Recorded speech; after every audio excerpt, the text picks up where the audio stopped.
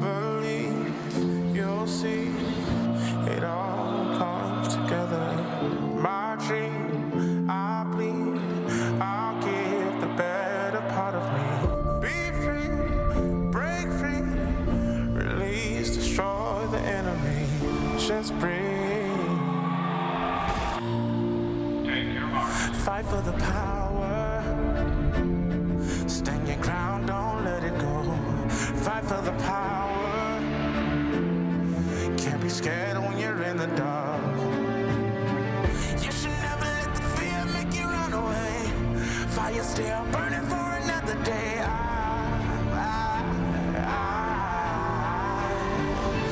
Fight for the power. I get the one. Pushes it in. Oh, he's got another one! He's got another one! Oh, wow! As that ball bounces across the middle, he is onside. Strong last 4 minutes of the first half. Pause.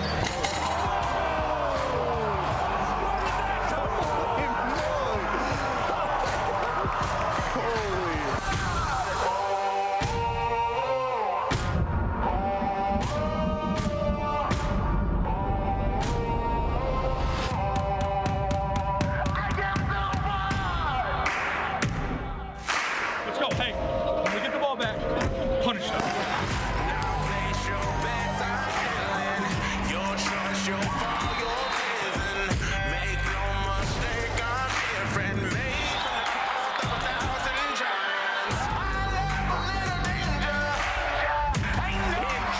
With the and one, going right, passing left. There's a touchdown pass to Strickland. Raise your flag or even the score. Take your shot, ready for more. Surrender, there is no other choice. Set my soul free now. Light it up on fire. Bet on me, I got you. Pick a number. Castle with a block downfield, breaks the tackle, stiff arm.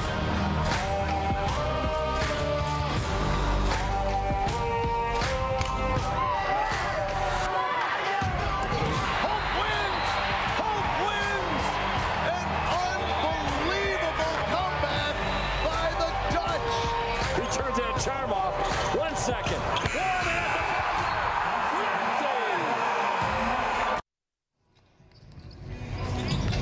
Welcome to DeVos Fieldhouse here on the campus of Hope College. Happy Saturday, this snowy afternoon. A great shot there of DeVos Fieldhouse. My name's Lucas Shelton, joined alongside Matt Wayner here for this afternoon's basketball game.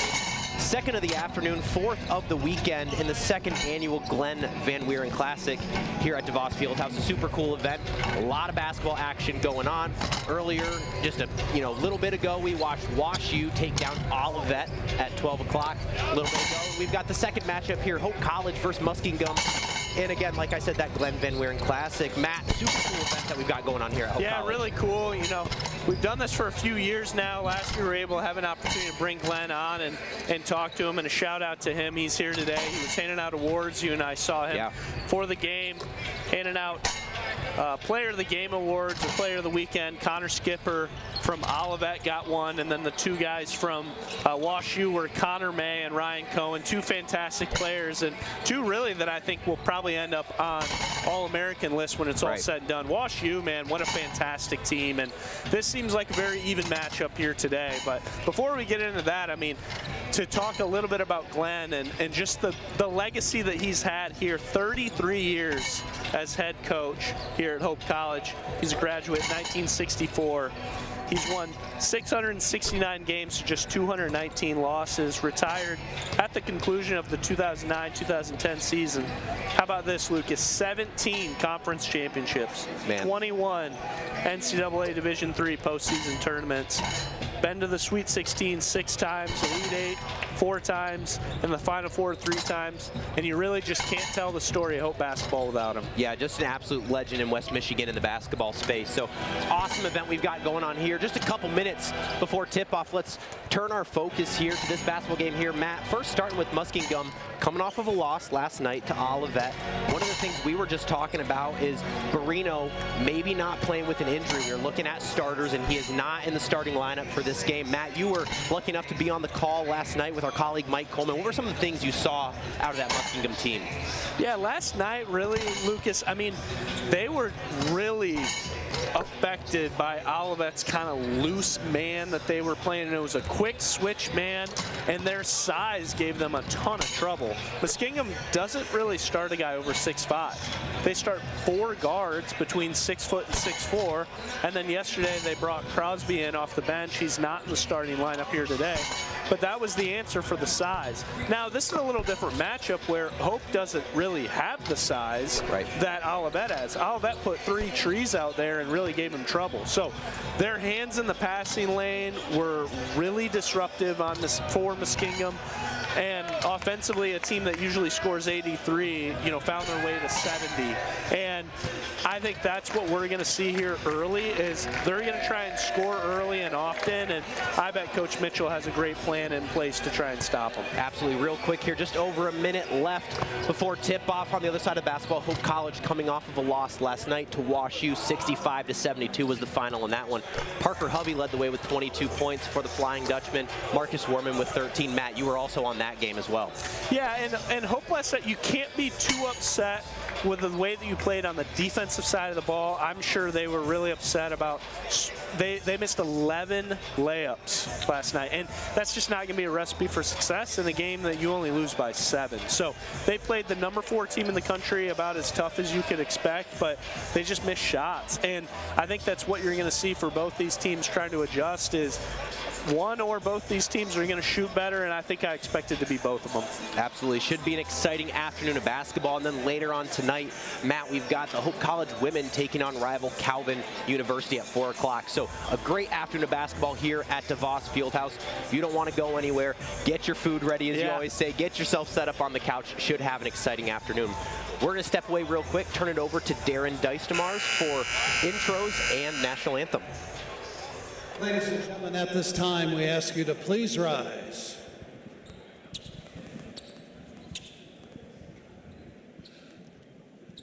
If so desired, please join me and my brother, Rick Dystemars, for the national anthem.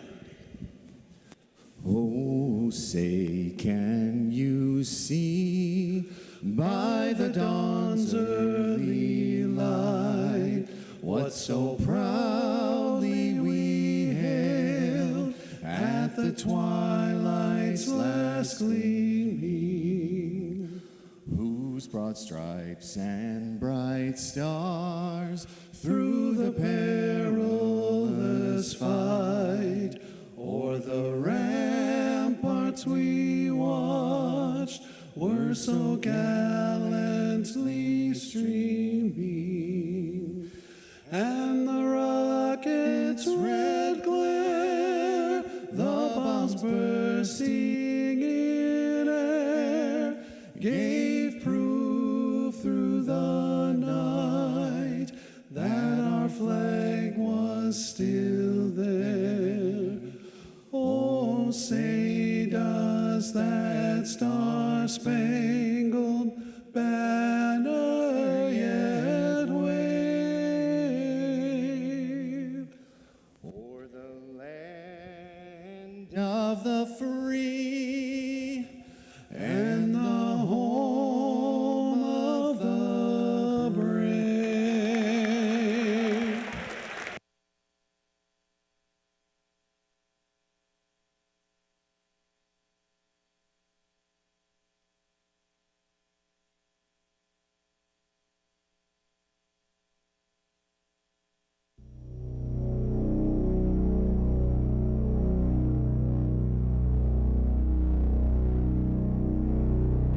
Good afternoon, ladies and gentlemen, and welcome to the DeVos Fieldhouse here in the campus of Hope College for game number 4 of the Glenn Van Wieren Classic.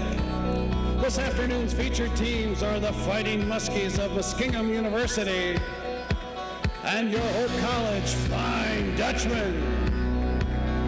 Here this afternoon's starting lineups. First for the Muskies at 1 forward, a 6'3" sophomore from Blacklick, Ohio, number 1, Alu Cisse. And at 1 forward for the Flying Dutchman, a 6'2" senior from Rochester Hills, number 10, Justice Mims. At 1 forward for the Muskies, a 6'4" junior from New Concord, Ohio, number 4, Nathan Walker. And at 1 forward for the Flying Dutchman, a 6'5" junior from Shelby, number 24, Parker Hovey. Starting at center for the Muskies, a 6'5" junior from Dover, Ohio, number 24, Brett DeVault. And at center for the Flying Dutchman, a 6'6" sophomore from Zeeland, number 33, Orion Yant. At 1 guard for the Muskies, a 6' senior from Groveport, Ohio, number 2, Dwayne Davis. And at 1 guard for the Flying Dutchman, a 5'10" freshman from Grand Rapids, number 31, Brandon Cargill. And at the final guard spot for the Muskies, a 6'1" junior from Warsaw, Ohio, number 35, Owen Emig. And at the final guard spot for the Flying Dutchman, a 5'11" senior from Lansing, number 12, Marcus Warman. The Fighting Muskies are coached by Nathan Wally. The Flying Dutchmen are coached by Greg Mitchell. Your officials this afternoon, Michael Maisner, Zach Porritt, and Brian Jacobs. Moments away from tip-off here at DeVos Fieldhouse, and man, what a treat to have Darren Dicemars and his brother sing us that national anthem. If you've been around Hope sporting events of any kind, you've heard Darren's voice, the awesome PA announcer. He's here. carrying DeVos on his back. Absolutely. He goes 12 p.m., 2 p.m., 4 p.m., rivalry game. He's here all afternoon. So singing the national anthem for all three of them. This guy's a beast. Absolute treat here. About to have tip-off here. 2 o'clock tip, Hope, Muskingum. Let's get this one underway, Matt. You see that size that I'm talking about? Right there, that's DeVault. Trying to get that tip, and Lucas, I mean, you can tell everybody under 6'5" here on Muskingum. Yeah, will be really interesting to see how that plays out here this afternoon as Hope gets things started. Hovey at the top of the key. Out to Yant. Mims, he's going to slash his way inside. Nice little layup, gets it to go. Great move by Justice Mims to get things started. We've talked about him. If he starts hot, that's usually the story for his whole game, so love to see him get going early. Absolutely, and Matt, a couple people that don't normally start for the Flying Dutchman we were talking about a little bit ago as Muskingum able to answer there quick. Yeah, it's been a little bit of a revolving door for that third guard spot. Sanchez been in there a couple games. Today, it's going to be Mims, and the nice look there by Yant. Can't get that one down. And it's Kyle Blouch still nursing an ankle injury, so Yant will take a lot of those minutes. Yeah, as Davis gets that floater to fall. Muskingum out early, 4-2 lead for them as Warman's going to bring it the other way. We'll probably see more Charlie Howell, I would expect, too. Right. Going to need him defensively. Big shot right there for Hope. Quick points for both teams as Warman knocks down the elbow jumper. Here comes Dwayne Davis for the Muskies. We saw for a couple minutes, too, a new freshman big, Sean Wieselick, who'd been injured. He played a few, so I think they're trying to see if he can be somebody who can come off the bench for 5 or 10. Davis no good on that look. Yant brings it the other way. He goes up strong. That one just a little too hard off the back of the rim, but Yant wanted that one. Great contest there by Mims at the other end. Hope comes down with the rebound as Warman looks to get things going. How about this pace right now, Lucas? Starting off hot. Hovey, left side. Spins, thinks about the shot. He gets stopped. Up, able to get that one to fall. Bounces all around the rim before it finally drops. 6-4, the early lead. Mike and I were talking about Hovey last night on the broadcast. I mean, he had 20 yesterday, and he's kind of been... He's sneaky, been over 20 points 4 games in a row. He's averaging 16 and 8 right now for Hope, but he's becoming somebody that I did not expect to be this much of an offensive threat. Yeah, great junior leader for this Flying Dutchman team as DeVault able to get the response down at the other end of the floor. Mims now trying to work inside. He's going to take it all the way, gets the foul, and one. Justice Mims, tough basket with the free throw opportunity coming up next. Here it comes. Here's the Mims game, right? I mean, every once in a while, we just get these shades of him that come out, and just with, like, when he has that confidence and he knows, hey, I have the ball, I know where I want to go, I know how to get to my spot, and he finds a matchup he really likes. It's so fun to see when he's loose, and he's got 5 already. Yeah, senior leader out of Rochester Hills, and you said he's just a fun energy player on the floor. So him getting those early shots, those early makes is huge for this Flying Dutchman team. Cisse now over to Davis. Hope's kind of also using some interesting kind of loose man. I mean, it's really guarding the perimeter, but the switches are pretty common. Walker, that one no good. Rebound by Yant. Oh, wow. Herman now, shifty move up. That one blocked by Davis. Muskingum able to come away with it. Over to Emig, that one no good, and he's someone we might be talking about this afternoon. A lot of three-point opportunities for him last night. He took a lot. He took 8 last night, and he was really effective. He was really the only Muskingum player that could get going offensively. Easy take there for Great Hovey. Shield there by Hovey, and able to just float that one in over the top where only Parker Hovey could get it. We also, you know, forgot to mention for Muskingum fans, it's Barino was nursing something that happened to his knee. He only played about 6 minutes in the first half. They started him in the second, and then he came out. And so that's Cisse that's starting here, but he played 22 minutes yesterday. He'll be comfortable. Emig able to get that one to fall, and didn't have any two-point attempts last night, but able to get that one to drop. 11-8's our lead here for Hope. Hovey inside Yant. That one just ill-advised pass off the front of the rim as he was looking for his teammate. The Muskies come away with it. Cisse loses the handle, out of bounds, Hope College. Different version of both these teams as we head into that media timeout now. But nice to see both these teams getting going offensively. We'll step away real quick. 11-8 is the early Hope College lead here at DeVos Fieldhouse. Sports, like healthcare, requires commitment, teamwork, and excellence. That's why Hope College selected Holland Hospital and Shoreline Orthopedics to provide athletic training and physical therapy for all Hope College athletes. Get the care you deserve. Trust the team that exceeds expectations. The Holland Hospital and Shoreline Orthopedics Sports Medicine Collaborative. Hope students are challenged to dig deeper. They're challenged to find their calling and shape their future. They're taught to empower their talents, chase their dreams, and encouraged to make a difference. The Hope student body is ready to change the world.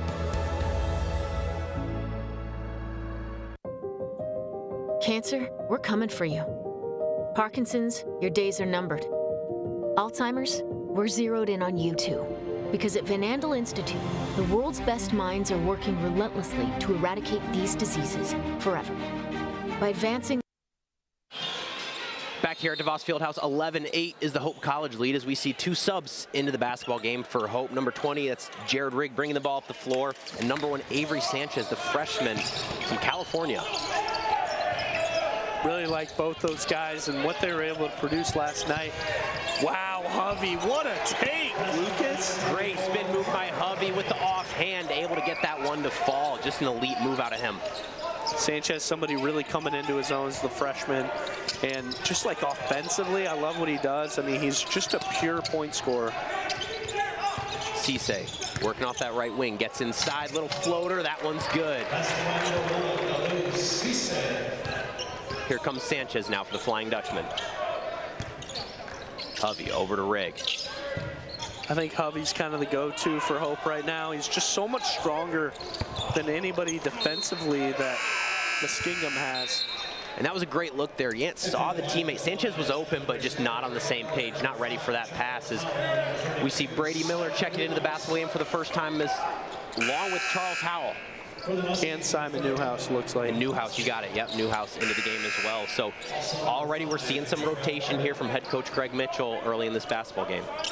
And somebody also here for Muskingum checking in. That's Crosby, number 31 for Muskingum, who last night, I mean, he was kind of one of their most important pieces defensively when they were starting to come back, and really their tallest player on their lineup. Yeah, Crosby coming in, giving them great minutes last night. As here's Davis setting things up. Out top to Crosby. Cisse out to Emig. Crosby's going to try the triple. That one too strong, no good. Rebound Sanchez.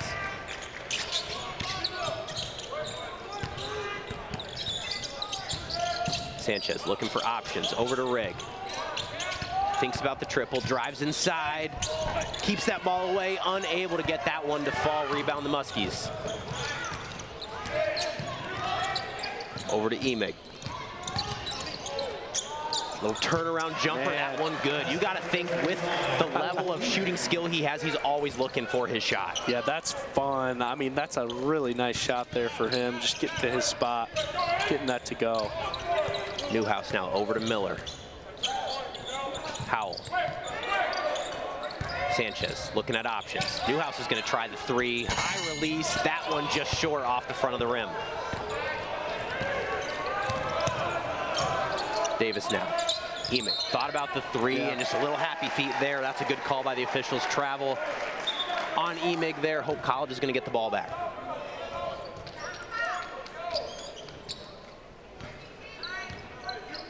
Here comes Miller. Miller, someone sophomore out of Grand Rapids, got some good minutes last year due to some injuries on this Hope College time. So a lot of already experience from him as a sophomore on this DeVos floor. He's kind of been one of those first guards that comes off the bench for Hope. He's somewhere between 11 and 13 minutes a game. And last year, yeah, I mean, had a couple of games where he really shined offensively. Games, yeah. And, you know, I see him as somebody that's still really important to what they do. But, I mean, Hope goes 11 deep these days. And he's just one of those guys that kind of have to come in and play some middle minutes every once in a while. For the Muskies, Phil Towns checks into the game and picks up a quick foul there. His second of this half for Muskingum. Sanchez slashes inside, falls away. That one no good. Rebounded by Howell. Goes back up strong, and he's going to draw the foul. This is a really important game here for Hope's bigs. I see as if it's Howell, if it's Yant. I mean, who else can kind of come off the bench for them? But if they're able to kind of feed down low, that was the ticket for Olivet to score last night. And Matt, Phil Towns has been in for less than a minute. Already picked up 2 quick fouls right there. That one was on him as well. So his second already. As Howell's second attempt is on the way. That one good. As we see here, if you're with us all afternoon, just see the Calvin women's team file in here. Fans starting to come for both sessions here. I think we're going to have a packed house in the next 25 minutes. Should be a fun one. A great basketball game we got going on later on as well. So you will not want to miss that. As we've got Towns setting up the offense. Over to Emig. Drives in. Short corner shot. That one just short. Rebound by Miller. Good. Get that ball out. Rigg slashes inside. Gets stopped. Out to Sanchez. That one off right. Love the take. Rebound by the Muskies. That's Terrell Darden. Emig inside. Great pass down to Towns. Out.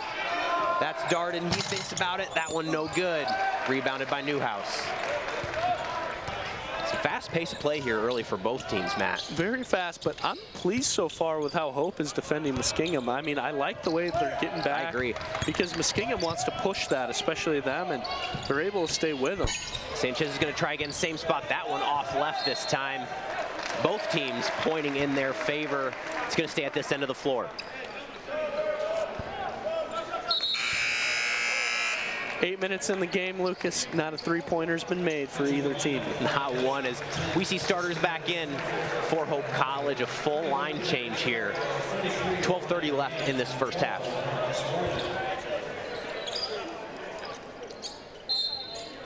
Mims to inbound. Out to Yam. Hovey now trying to work inside. That's Cargill. He's going to try the triple. Got it. He's good for it. That's the freshman, Brendan Cargill. He's out of Grand Rapids as well, and great minutes already for him in this freshman season. That's a tough one right there. Hope was just late to transition over, as Muskingum loves to turn that rebound into offense. And in this case, it's just the inbounds. They quickly get across half court, and Hope was just kind of caught sleeping and then walks into a foul. You got to be ready for that. Got to get back. Davis now. Emig finds Darden in the corner. He's going to try the floater. That one no good. Rebound. Who is that down there? That's Crosby able to get the putback. 18-14, the Hope College lead still as Hovey. Not a good pass inside. That one's tipped away. Muskies come away with it. Talked about it last night, Lucas. How about, did you look up what a muskie was? I know. It's like a fighting fish. Nice steal, Hovey. Hovey over to Mims. Mims through contact, unable to get that one to fall, but he'll have 2 shots coming his way.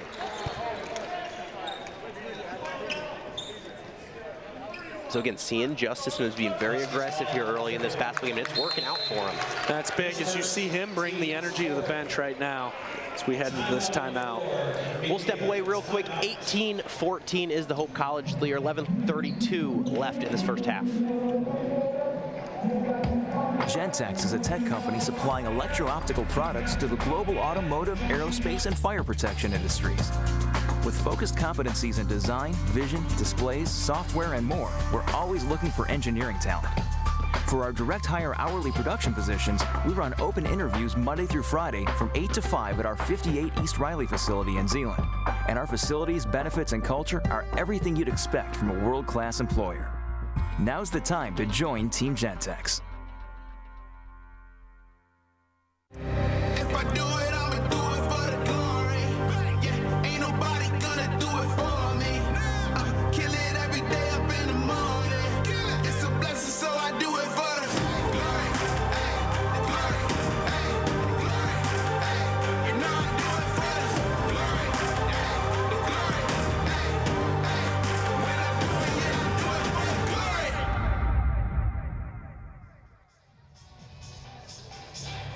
Back here at DeVos Fieldhouse, Matt, looking at some stats so far through this first half, both teams almost identical, both shooting 7 of 15 from the field. Only differentiator is Hope has made 1 3 so far in this one.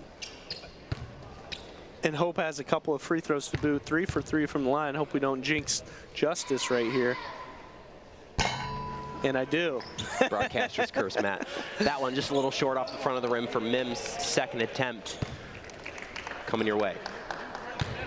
At 18-14 so far, yeah, Lucas, I mean, what we're seeing is just a Hope team that when they can get into that 70 to 80 point range, I mean, they've just been more so in the 80 point range for them. They're just a lot more effective. I mean, it's been efficiency for them, especially last night, just not making enough shots time and again. It's kind of been the recipe. Patient there, but unable to get that floater to fall as Hope heads quick the other way. Cargill over to Werman. Up top, Hovey. Out to Mims. He's going to take that baseline. Stop.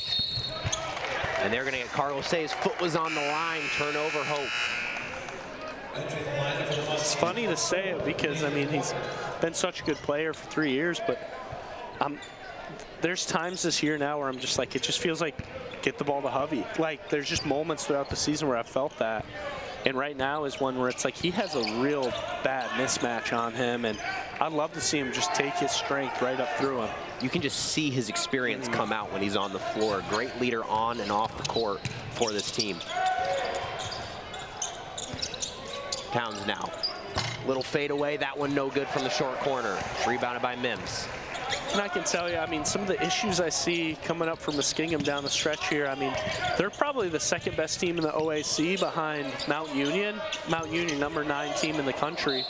Muskingum been just outside the top 25, but the issues I see are offensively, they get kind of disorganized where it kind of becomes a my turn, your turn type of thing.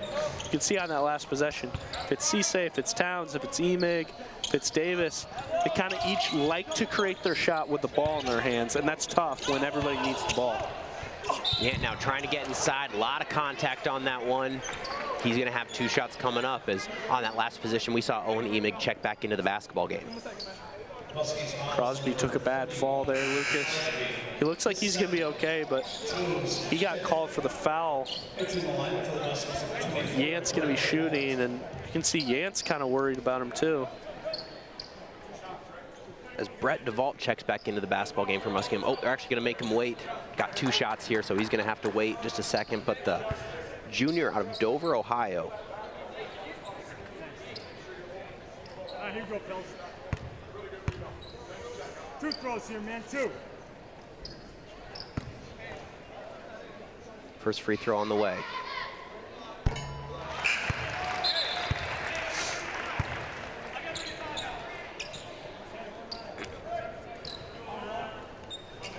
As we see over here at the scores table, Coach Wally and Crosby were talking about, they were asking for a review of that play. Crosby thought it was possible to be a flagrant foul. I didn't see anything intentional or flagrant, but they thought he got hit real bad. A lot of sternum, contact, it looked like, yeah. Yeah, a lot of contact on that play there. 21-14, the Hope College lead as Muskingum looks to get an answer here. Emig's going to try the elbow jumper, good. Why not keep shooting, young man? I mean, he is really comfortable with that. He's got 6 so far early. Here comes Wieren now, over to Hovey, crosses the timeline for Hope College. Up top, Yant. Cargill gets the handoff. Tries to find his way inside, goes in, strong take. That one just off the rim. 2 shots, Brendan Cargill. They've got Emig on that foul. That's his 2nd as well. So 6th of the half for Muskingum. So some foul trouble potentially could come into play here in the 2nd half, Matt. And they're going to have to bring Davis back in here because, I mean, how many does Davis have? Davis doesn't have a foul yet, but I mean, with Emig's probably going to have to be on the bench for the remainder of the first half, I imagine. Maybe they bring him back later, but he's been their most consistent scorer, and I think now if you're Davis, 20 points a game guy, he might have to carry some of this load now. Yeah, Emig with 2, Towns with 2, and you know, next foul, Hope's going to be shooting at the line the rest of the way in this first half. Cisse, nice good look inside off the glass. Cuts that Hope lead to 4. Wieren now setting up the offense. He's going to go all the way to the hoop. Great pass inside. Yeah, unable to hold it, but able to come back. Great job by him to stick with that ball and get the layup up off the glass. Really nice strength there by Yant. Here's DeVault. Over to Walker. Cisse now guarded by Hovey. Spin inside, looking for something. That one good again. Hey, credit Cisse having really good D there by Hovey. I don't know if you're noticing defensively, Hope is kind of switching a lot of stuff, and I think it's just because the Muskingum guards have a step on them. Yeah. Trying to get to the bucket, so they have to switch a lot of those, knowing that they want to drive so much. Yeah, very quick, athletic team, Muskingum, so sticking with them on defense is definitely going to be a tall task for Hope College. So we see Sanchez is going to check back into the basketball game. Warman's going to take a breather. 20 seconds on the shot clock here. Mims will be the one to inbound. Gets it into Yant. Looking for a teammate. Over to Cargill, left side. He's going to try to go baseline. Stop. Quick double team there by Muskingum. Sanchez less than 10 on the shot clock. Got to get something going here, and they're going to get a foul. We'll see who that one's on. They're going to get Davis on that one, so his first of the afternoon. And Muskingum thought they got the clean tip on that one, but just a little too much body contact officials saw there.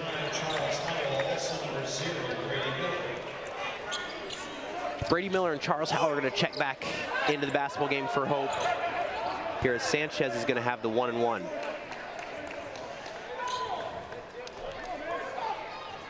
Oh, and they're switching the foul call. So originally it was reported as being on Davis, but it's actually going to go on Cisse. So his first, Davis still with 0 then. I'm sorry, I paused. I'm trying to add up because we got the box score online, and the live stats is different than what we have here in DeVos. And I've seen that happen before. I was just trying to add up everybody's points in the box to see. That looks like might be a little behind there on Hope point.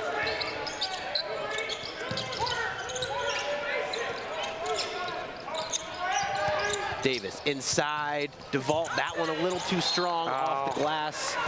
No good, but it's gonna stay at this end of the floor. Fresh 20 on the shot clock for the Muskies.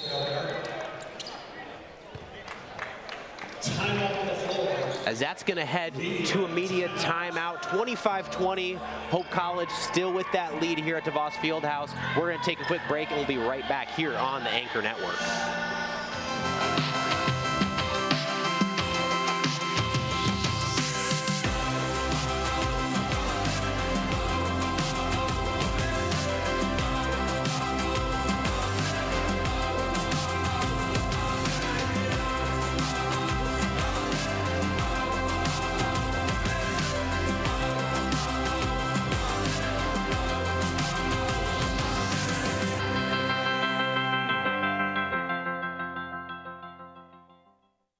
Yeah, my name is Travis Williams. I'm the CEO of the ODC Network. I graduated from Hope in 1998. I studied biology, and then I also played football.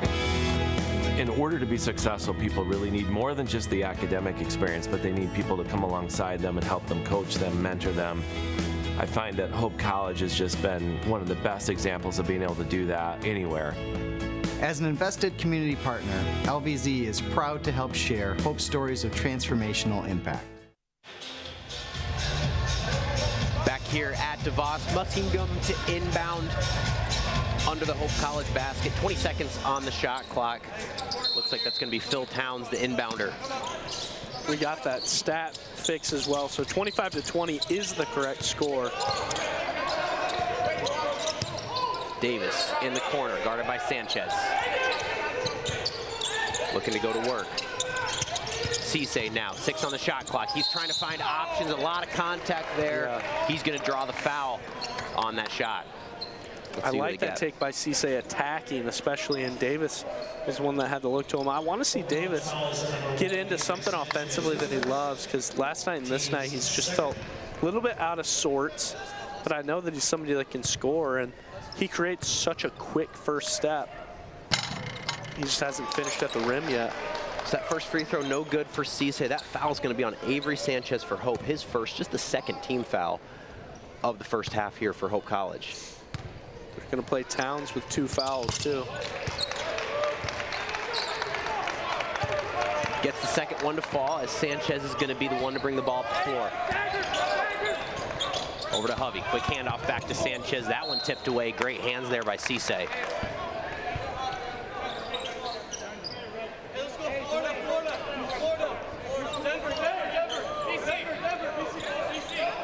You can hear them calling out the play. Officials just going to set the ball down. Hope wasn't ready with the inbounder.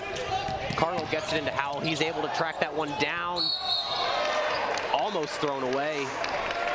Hovey, a little tiptoe catch there at half court. But Muskies are going to pick up a foul, so a break there for Hope College. I know, almost big a turnover. break. I mean, that really was kind of a bailout foul. Absolutely. On Walker.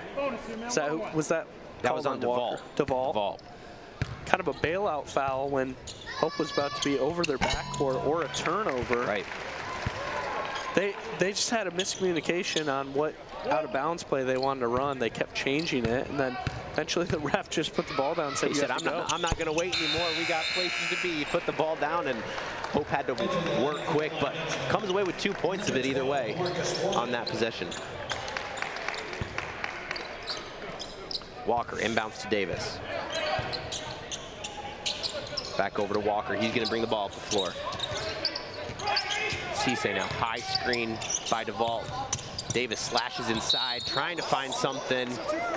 Hovey went up with 2 hands and just came right down with that basketball, but they're not going to get him on the fall. They're going to get Charles Howell on that one, so it must have been a little off-ball action. Where'd they see it? You think on the body? Because that looked straight up Must to me. have been. It looked like Hovey went up just with 2 hands and grabbed that one out of the air, but Davis, 2 shots coming up. First one, nothing but net.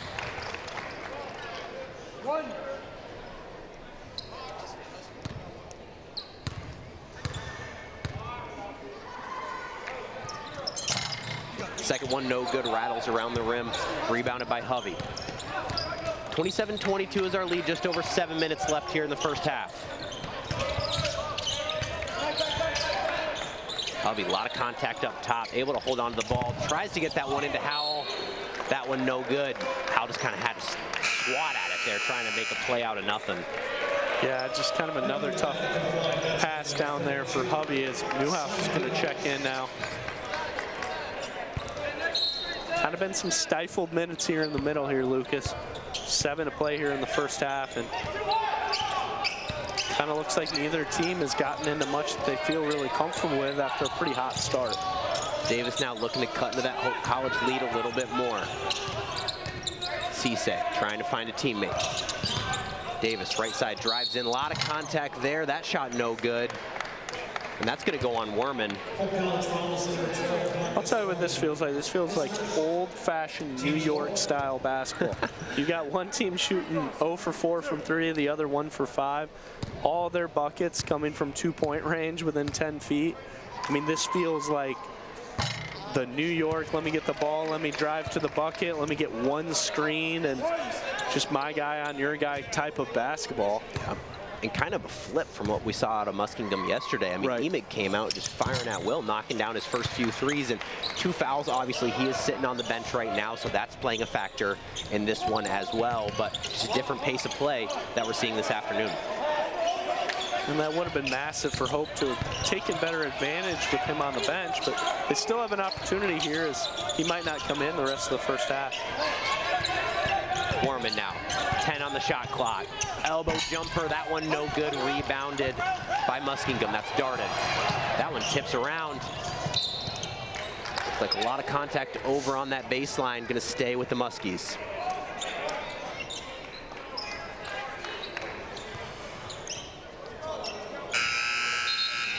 Mims gonna check back in for Hope College. Brady Miller gonna take a breather. Entering the lineup for the Flying Dutchman, number 10, Justice Mims.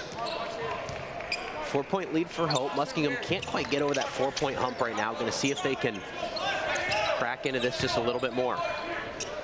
Walker now. Left side. Inside to Cisse. Good D by Howell. Great D by Howell there. Steals it right from him. Here's Newhouse. Werman now over to Mims. Mims telling Howell to get out a little bit.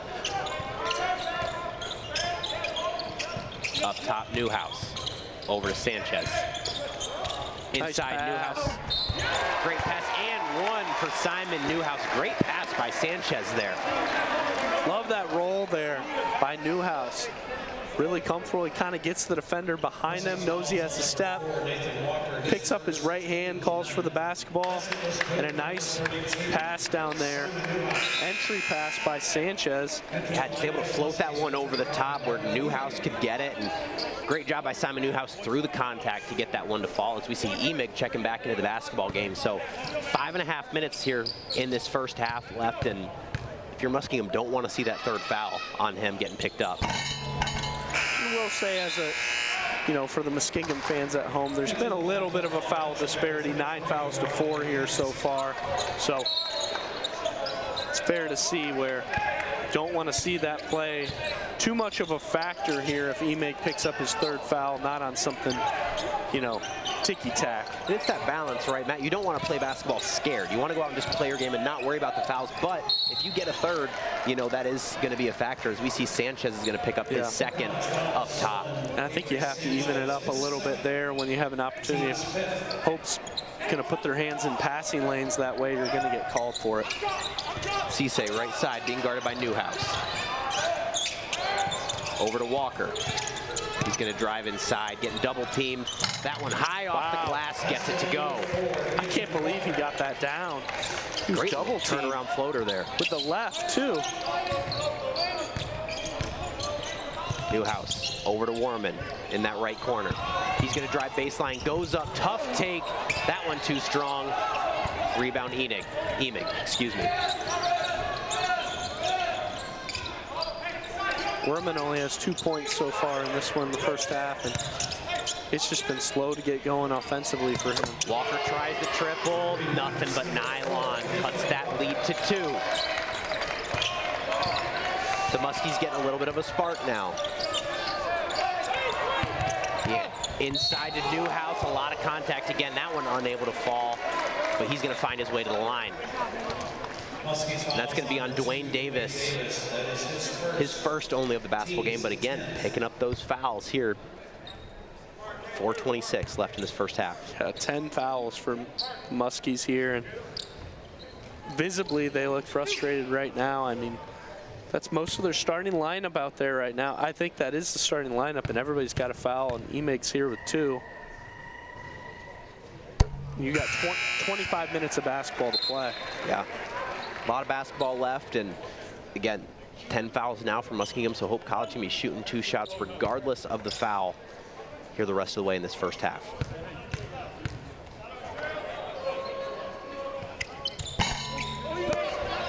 Newhouse 1 for 2 on that trip to the line as Emig brings it the other way. Guarded by Warman. Working on that right side. Great defense by Yant there. Tip that one away, but going to stay with the Muskies as Hovey checks back into the basketball game. Love to see Hovey attack a little bit, especially if he's going to get that mismatch. It's been DeVault on him a lot, but I think he could definitely draw a foul. I mean, when we were calling a game with Casey Rutledge, he said, I don't know if anybody draws more fouls in the country than Parker Hovey. Emig, that one no good off the backboard as he's looking to kind of get going from 3 as well. Ball inside. Hovey tried to come over, might have gotten a hand on that shot, but going to get a little bit of contact underneath. And they're going to get 33. That's Yant on that foul. We're at 16 fouls with under 4 to play in the first. A lot of fouls in this first half. A lot of whistles, Matt. Yeah, 6-10 is that Hope College to Muskingum foul count there. 3:53 left to play in this first half. We're going to step away here on the Anchor Network. At Van Andel Institute, we're in a race, a relentless competition to get ahead of the diseases that affect our world. Cancer, Parkinson's, Alzheimer's. We are at the forefront of research and discovery. Our global collaborations are a catalyst for big breakthroughs so that we can make the greatest impact on the health of current and future generations. Because in the race to prevent and cure some of the most insidious diseases, victory is the only option. Van Andel Institute, Innovation Unleashed.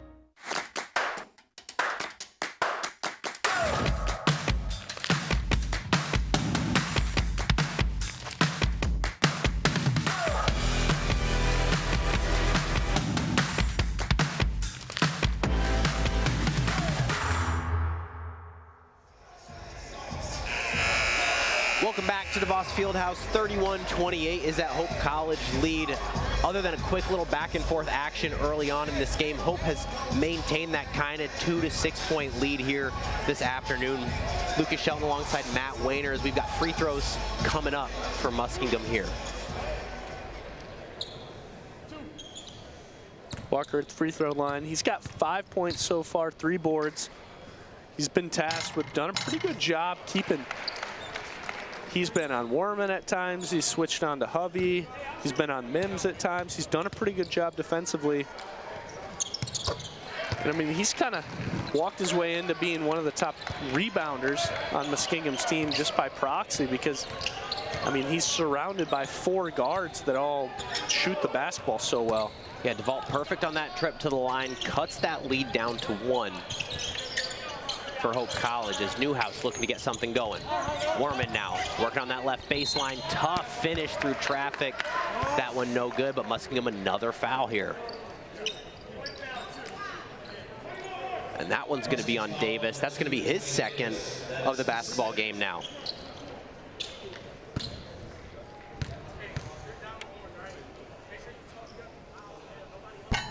Warman a little too strong off the back of the rim. As we see for the first time this afternoon, Carter Bishop, the sophomore out of Holt, Michigan, checking in for the Flying Dutchman. Justice Mims checks out. Warman now, second attempt on the way. That one good. 32-30, Hope College leads. 3.5 left in this first half. Walker now to DeVault. Davis now getting things set up. Some handoffs up top. Darden handing it off to Davis. Great defense by Hope, making things difficult. Inside, out to Walker. Little collision there. Tries the three. They're going to get him for a travel. Just a collision there. Davis and Walker up top. They just look totally disorganized on offense on that possession. Great defense there by Hope College on that one, making things difficult. Late shot clock, just trying to get up that desperation three, and miscommunication leads to the turnover. A really good defense. You saw them. They wanted this dribble handoff set that they like, but they weren't on the same page because Davis saw a mismatch he liked, and he just wanted to go to the bucket. Newhouse now guarded by Walker. Bishop, he tries to get inside. They're going to get him for the travel as well. Just going a little too quick there for Carter Bishop. Unable to get stopped. As Cisse now to inbound for the Muskies. Just under 3 here to go in this first half. 32-30, Hope College still with that lead. Davis over to Ime. Can't Inside give them to too much room. That's too much room. Walker knocks that one down as Muskingum takes the lead here late in the first half, 33-32. Hope now looking to answer. Cargill, he's going to go right to the hoop, gets stopped, but able to get the floater to fall. Hope takes the lead back. That was Muskingum's first lead of the ballgame. It's felt very back and forth, but again, like we mentioned, they just couldn't quite get over that hump, but able to get the lead briefly as Cargill responds now. Cisse working on Bishop. Up, that one no good off the side of the backboard. Cargill now, the freshman. Closely guarded by Davis. Bishop, corner triple, that one good. Good shot. Quick release there by Carter Bishop. Good looking three from him. Comfortable and confident to hit that. Love to see him step up and make that. Walker's gonna try to answer. That one good, nothing but net. 2 opens. Without hesitation there by Walker, just pulls up, knocks that one down. And that is just 2 open. Let's stay right here, Lucas. I mean, that's 2 possessions in a row. Walker might have been a step behind the 3-point line, but they're just giving him way too much space to do what he wants to do. And everybody in the Muskingum lineup can shoot. You know, even if they haven't been efficient, that's a big part of what we can see Coach Mitchell wants to do defensively. Guard the perimeter, force them to drive by you, and we're going to provide help side. They've done it so well in the first half. It's just, I just think they're just losing focus a couple possessions here late in the first. Yeah, for the Muskies last night, it was Ime with the hot hand from 3, but this afternoon, it's Walker 3 for 4 from the 3-point line so far here. As a team, the Muskies are shooting just under 52% from the field to Hope College's 47.8. So back and forth affair here, really here in the last minute or so, Matt. We've got just over a minute and a half left to play here in this first half of basketball from DeVos Fieldhouse. That's a good time to just kind of get to half-point mark here, because we're probably just going to have a real tight ball game the rest of the way. And see if you can just count your losses here. When Hope had, 6 to 8 point lead. Now let's just go to halftime and see what we can do. Bishop now up top to Hovey. He's going to try to make his way to the rim. Nice touch by Parker Hovey there to get the 2 to fall. With these kind of matchups, I don't mind him forcing it, just because he's got so much strength on them. Yeah, long wingspan there by Hovey. When he rises up and keeps that ball high, it's hard to defend as Cisse responds here at the other end. And a quick timeout by Greg Mitchell, not liking what he's seeing there at the other end of the floor. We'll step away real quick. 39-38 is the Hope College lead here with just over a minute to play here at DeVos Fieldhouse on the Anchor Network. Sports, like healthcare, requires commitment, teamwork, and excellence. That's why Hope College selected Holland Hospital and Shoreline Orthopedics to provide athletic training and physical therapy for all Hope College athletes. Get the care you deserve. Trust the team that exceeds expectations. The Holland Hospital and Shoreline Orthopedics Sports Medicine Collaborative. Hope students are challenged to dig deeper. They're challenged to find their calling and shape their future.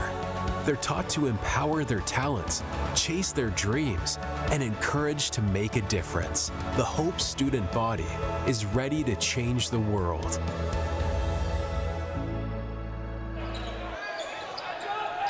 Back here at DeVos is Hope looking to respond. 39-38 is their lead with just under a minute to play here in the first half. Werman now setting up the offense. Bishop, left wing, tries to get it to Hovey. That one tipped away as Towns heads the other way with pace. Man, Hovey might get a flagrant here. Swung at the ball, but came away with a lot more on that one, Matt. The whole Muskingum bench just shot up. Let's see if Towns is okay. They might get a flagrant on Hovey. I would think so, Matt, on this one. They're going to go to a review on this one. So Hovey trying to, I think, you know, kind of make that play, swinging down at the ball, but he grabbed a lot more than the ball on that one, Matt. He was aiming, he was trying to just get the basketball out, but when you hit, if they see closed fist, that will be a flagrant for sure. You can't just go on what you feel. You got to be able to see what the, if we're able to see a replay on that as well while they're pulling that up. And whether the intent was there or not, he pulled Towns right down to the floor on that. It was intentional in that he wasn't allowing him to have a shot. I will not be shocked if this one does get upgraded to an intentional foul, as officials looking to replay this one. And something we've seen for the first time, or first season we're seeing this replay here. You know, officials can go. There are coaches challenges that can be had as well. So a little replay action here in D3 hoops this season will definitely, you know, change games a little bit. Been a great addition. Been nice. I mean, when you have the cameras set up for it, have 3 cameras, able to get a few different looks here. Right. That one was kind of right in front of one camera. So. Yeah, that baseline camera, I don't know if we'll be able to see that look at all, but, you know, might have a good look at it as well. We'll see.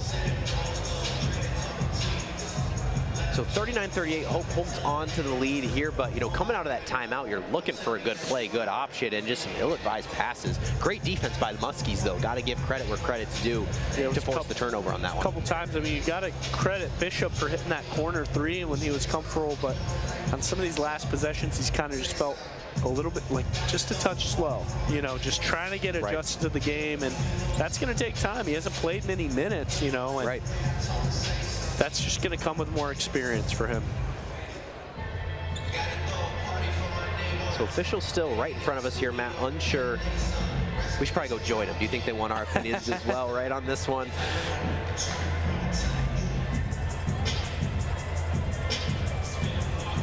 Headset comes off. We'll see what the call is. Oh, faked us out a little bit.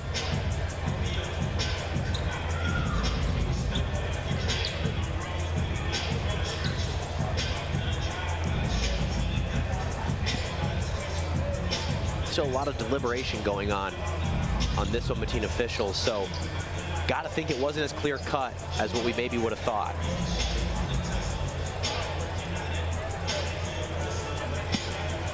You almost feel like you have to upgrade it, Lucas, just because you don't want this game to get out of hand. Let's see.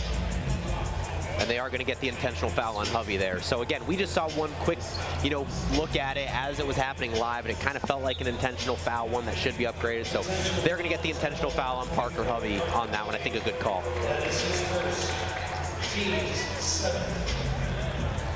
So just one on Hovey, it looks like.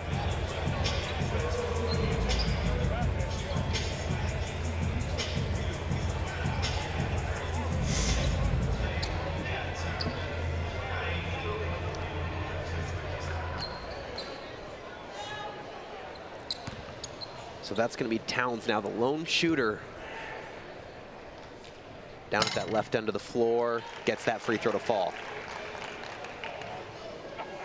Nice for that to happen right before. I mean, not if you're Hope, because they get the free free throws, but able to let tempers kind of quiet down here, as you saw everybody in Muskingum come up off the bench who don't want that to turn into anything nefarious. Right. So 2 more points for Muskingum. They retake the lead 40-39 here. They're going to maintain possession, looking to inbound. Up top, Cisse. Towns now over to Walker. Calling for that high screen. Darden now. Back to Walker. Late shot clock, 6 here. Cisse tries to get in. Rebound by DeVault. That put back no good.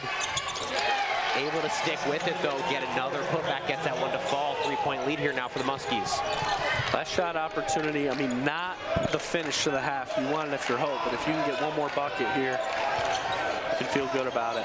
Warman now, dribbling, looking for options. He's going to try the step-back triple. That one connects with nothing, Matt.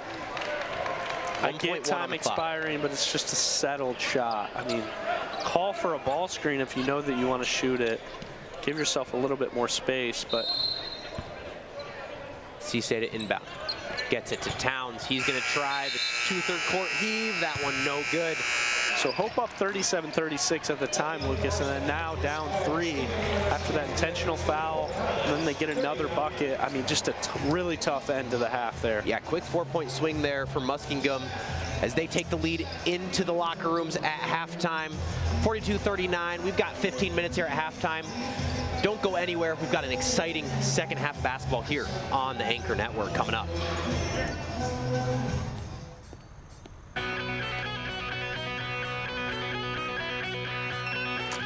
As darkness gives way to light, before backpacks are zipped and the first class begins, grateful hands are already at work. Every act seen and unseen is done to bring hope. Bolts tightened, lessons planned, floors mopped, cookies baked, baked and baked and baked and baked. So many cookies. But these acts are not without purpose. These are the little moments that build hope. Lawns mowed, light bulbs changed, prayers spoken, phones answered, minds challenged, kindness shown.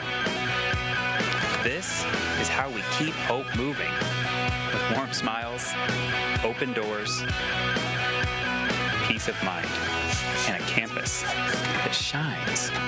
Because within these walls, the next generation of hope bringers is being formed.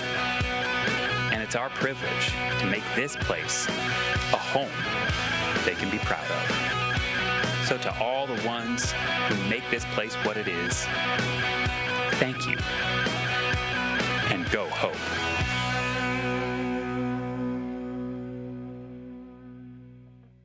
I am very excited about this building, and the big reason why is the opportunity it's going to bring. Growth in class sizes, classes offered, more opportunity for alumni to come into the department and have a space to talk with us. What excites me most is the opportunity to connect between students, freshmen and sophomores, being able to connect with upperclassmen right out of the get-go. It's also going to allow students to feel connected to a building. I feel like it's going to provide like a sense of this is where I study, this is where I am talking to alumni, talking to professionals, talking to accountants. This is the place where it all happens. I feel like this space will allow students to get creative and coming up with new ideas, not only in group settings with professors and collaborating in the classroom, but also in the shared workspaces that the building has to offer, and to come up with ideas that not only better the community, but could better society at large. Coming into Hope, I really never thought about vocation or discernment, and it's one of the first things I learned about in my Introduction to Business course, and that really opened up my eyes to the way that faith can play into my calling with what I do in my career path. Hope's unique that it has a Christian representation, aside from just looking at business and profit and ROI, but also coming at it from a faith and moral perspective, and that's really guided me. The most transformative part of my time here at Hope was seeing something that, from an outside perspective, seems so secular, that seems voided of the Christian faith, and how to actually intersect the Christian faith to become more successful on a day-to-day basis in how you treat your coworkers, how you respond to your superiors, how you work with your customers. The professors create a safe environment for us to ask questions, not only in the business field, but also how can we implement that as Christians. And I think as a business student, we have such a cool opportunity to play an impact on so many different people's lives. And so because of that, it's really important that we can understand servant leadership. being able to travel down to Atlanta, Georgia to meet the professionals at Chick-fil-A headquarters and really hear about their personal experience with servant leadership and how they're able to live out those Christian values within the business world was really impactful for me. When we walked in, we saw a 20-foot statue of Jesus washing Peter's feet, and for me that really just reminded me how much faith and business should and can go hand in hand. The economics and business department has impacted me to a whole new level that I didn't think it would. The first thing is growth, and not only in like the knowledge and the skills that it provided me, but also the faith aspect of it, the community aspect, the network aspect of it. The way the professors and the students in the economics and business department interact is just very personal. Coming into Hope, my faith wasn't the strongest. And after, 4 years later, it's the strongest it's ever been. I feel like I would describe the business department attributes in terms of excellence, in terms of curriculum, but also their care and compassion for their students. And I feel like that comes through and hopefully will come through as community members come into the business building and interact with students there and get to see those relationships up front. It is such an important time right now for receiving a college education, especially what Hope stands for and their mission to create an excellent but faithful student. And I think that's exactly what the world needs right now. I'm personally grateful for the people in the community who are willing to extend their generosity to the Hope Business Department in making the building a possibility. This is something that has been dreamed about, and to be able to turn that into a reality is really exciting. And as a student who is going to be leaving, I can really reflect and say that knowing that there are people in our community who are willing to take a chance on us and to invest in our future and the future of a Christian institution who's prioritizing business makes me grateful and solidifies that I made the right choice coming to Hope. I chose Hope in the Business and Economics Department because I could sense the care that faculty and staff had for their students, and this building really just represents that it's not just Hope faculty and staff who care about our students, but it's also people out there in the community who are willing to invest in future generations.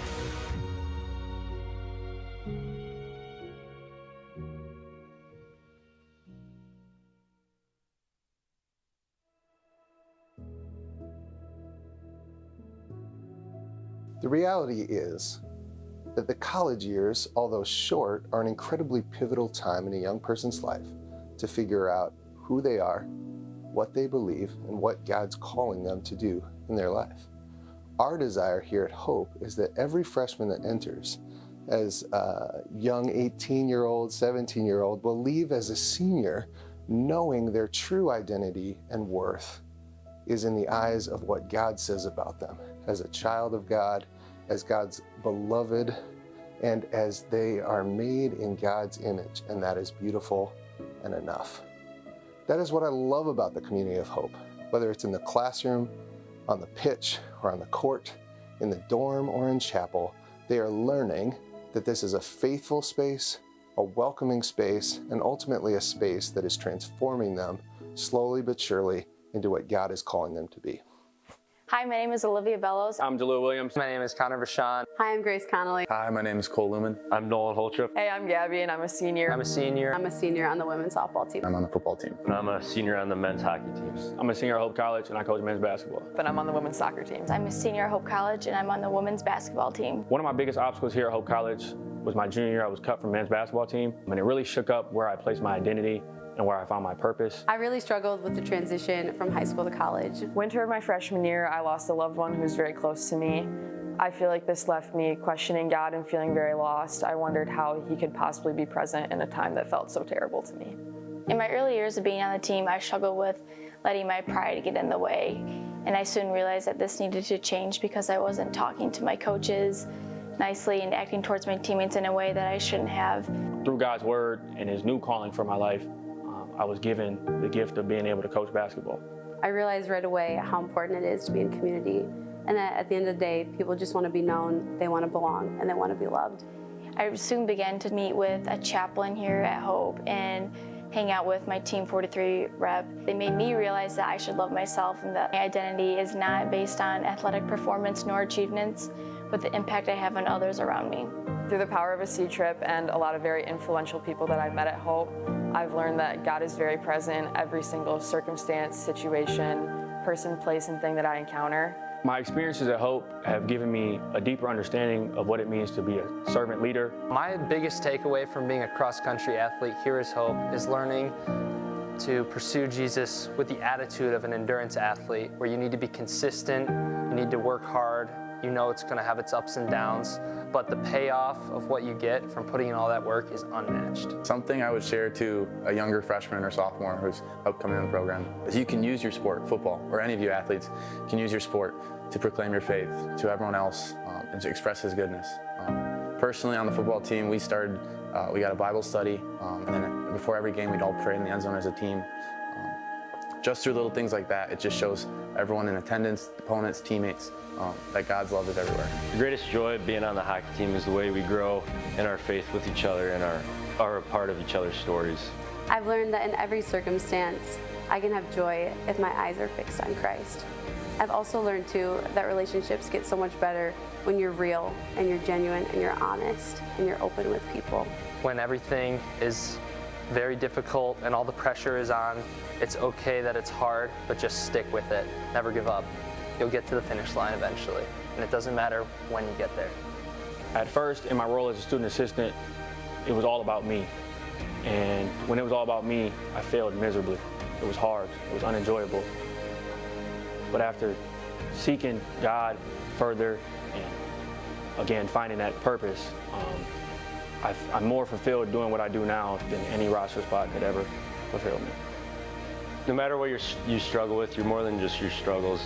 You're a child of God that can be used in many different ways that you might not understand at the moment. I've come to understand that true joy does come from serving God and serving others. Proverbs 11:25 says, "The generous will prosper. Those who refresh others will be refreshed."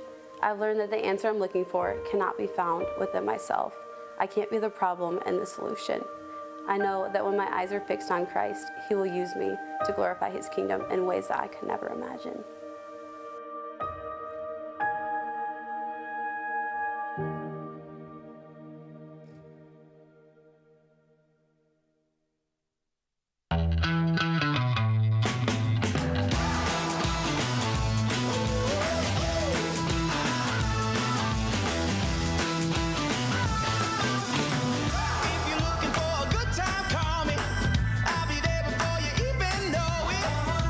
Trouble, no mean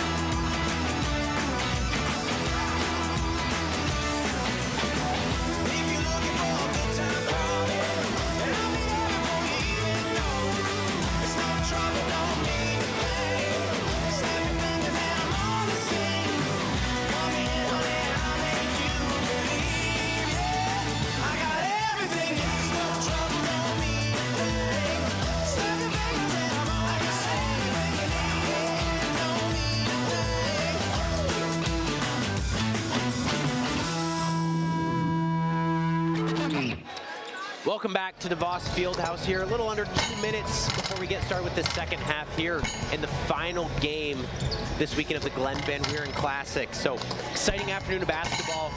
42-39 is the Muskingum lead here as we get ready for the second half. Lucas Shelton alongside Matt Wayner. Matt, taking a look at those first half stats, one thing that stands out to me, both teams relatively even when it comes to shooting right now.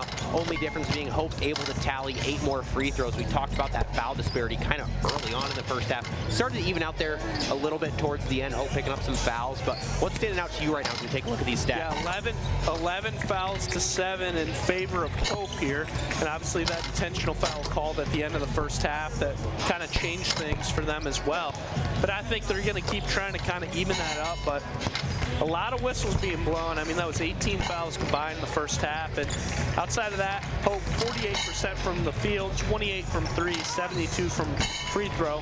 While those numbers aren't great, they are pretty on par for how Hope has shot all this year, so nothing super out of the ordinary there. Both teams have been okay in the turnover margin. Hope has 7, and Muskingum just with 5 so far, so pretty on pace there. Muskingum 51% from the field, 37 from 3, 70% from free throw. It's Walker with 11 points, Cisse with 9, and then Davis, DeVault, and Emig all chip in 6. For Hope College, Hovey leads their scoring attack with 10. Mims has 6. Cargill has 6 as well. So Hope's going to have to kind of answer the bell right now. I mean, them being a team that here in the second half going to have to find something going a little bit more offensively. I think it's going to be even more Hovey. I really think so. I think he has a little bit of a mismatch. He's stronger than DeVault and Walker, who have been tasked to guard him, and when he's able to get the ball deep, he's done a really good job. Yeah, definitely something we can look for. He can get going very quick. On the Muskies side, you mentioned it, Nathan Walker is the one leading all scorers with 11. He's shooting 3 for 4 from the three-point line, 4 for 5 from the field in total. So great first half of basketball from him. As we get going here at DeVos Fieldhouse, second half underway as Emig brings the ball up the floor for the Muskies. Davis now back over to Emig. Handoffs up top. He's going to try the triple. That one good. Why not? Emig gets going early here in this second half. Again, something we talked about a little bit in that first half. He was quiet from 3, but quick early start from him. Nice Walker block there. Comes over on the off ball, able to swat that one away, and Warman thought it was off of Warman as well, but it's going to stay at this end. 20 seconds on the shot clock for Hope College. Nice block there, and a couple good possessions here so far by Muskingum. Hovey now up top. Over to Werman. Guarded by Davis. Jab step. Looking to get inside. Out to Hovey. Thinks about the 3. He's going to get inside. Spin move, a lot of contact. That one unable to fall. I think they're going to get DeVault there on the foul for the Muskies. But I like the take for sure. Like the aggressiveness by him. Just maybe try to get something a little bit more on a screen if you're Hovey, but he's got the strength to go right through him, and he's always at the free throw line. That one no good for Hovey. That was DeVault's second foul of the game. So Muskingum now with 4 players with 2 fouls. We're looking at Crosby, Towns, DeVault, and Davis. And Davis as well. So 5 actually, I misspoke. 5 there with 2. So no one kind of in that danger zone quite yet, but early in this second half, that's something to watch for. Davis now inside. Great pass from the top inside to Davis. Able to get the 2 to fall off the glass. All Muskingum right now. Got to hit that one. Cargill, that one short off the front of the rim. Bounces around. Hovey able to come away with it. Back to Cargill. A lot of contact there. But able to stick with it, get that one to fall off the glass. Davis trying to look to draw a charge on that play. 47-42, Muskie lead. Davis working inside. That one good. Sat on that rim for a while there. As Davis now trying to get this team fired up here in the second half. Just no answer to stop them right now. Right. Cargill pass inside to Yant. He's going to go up, a lot of contact and one opportunity. Orion Yant Great take by him through the contact, kept that ball high off the glass.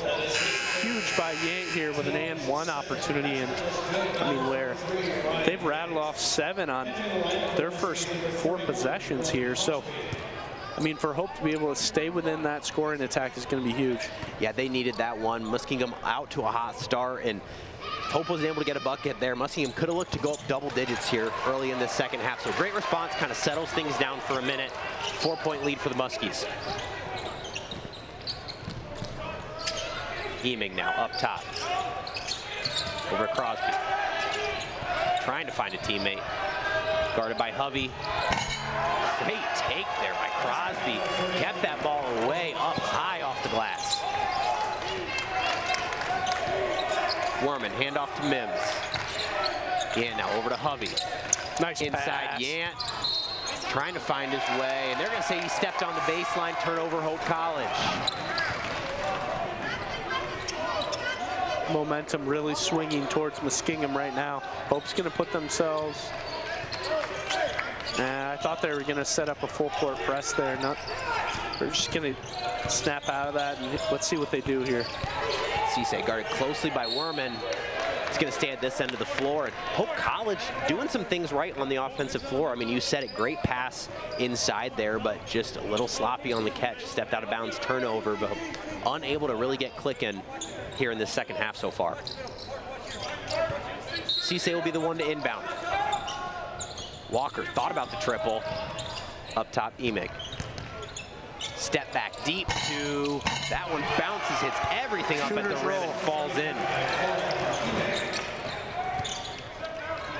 Everything coming up Muskingum right now. Hovey now, over on that left wing. Spin move, falls, tries to get it to a teammate, bounces around, Cardle comes away with it. Cardle trying to find Hovey, Walker there to intercept the pass. Emig working up top, fall away, jumper no good, rebound by Yant.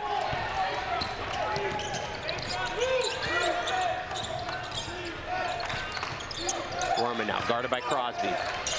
Inside, Yant looking to make something happen, able to get the reverse to fall. Nice take.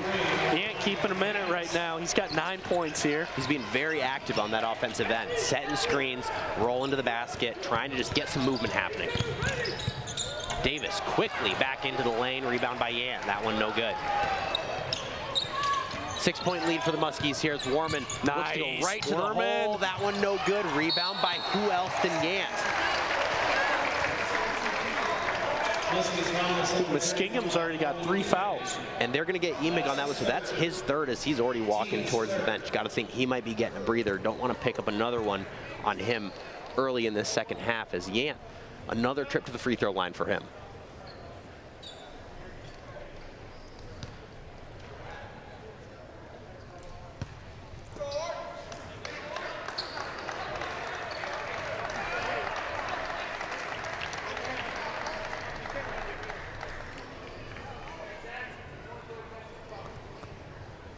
So officials communicating a little bit. They were pointing over towards the Hope bench. So I wonder if someone said something trying to settle things down a little bit. Maybe a bench warning there on Hope College, but not sure totally what happened there is that first one unable to fall for Yant.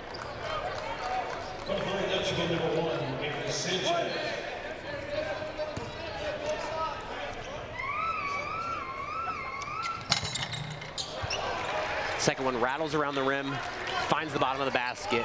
53-48 Muskie lead. Here's Davis, brings it across half court. Working on that right side. Good D. Oh, he just beat him right there. Straight to the basket, able to float up in the air. Get that ball over to the left hand. That's the prowess Davis has. I mean, that's the skill set I've seen, but it's just come in flashes. He's got 12 here. Very skilled and athletic player, able to get to the hole whenever he wants, and Yant able to do the same, right to the basket. Yant's got 12 of his own, keeping Hope in it right now.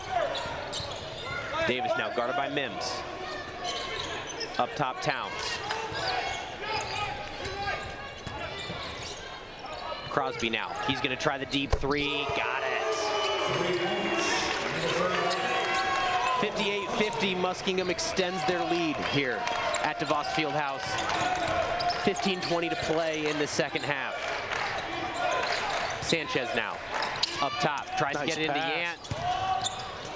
Patience, little reverse, that one no good. He sticks with it, trying to get the rebound, and I think they're gonna get him for a foul.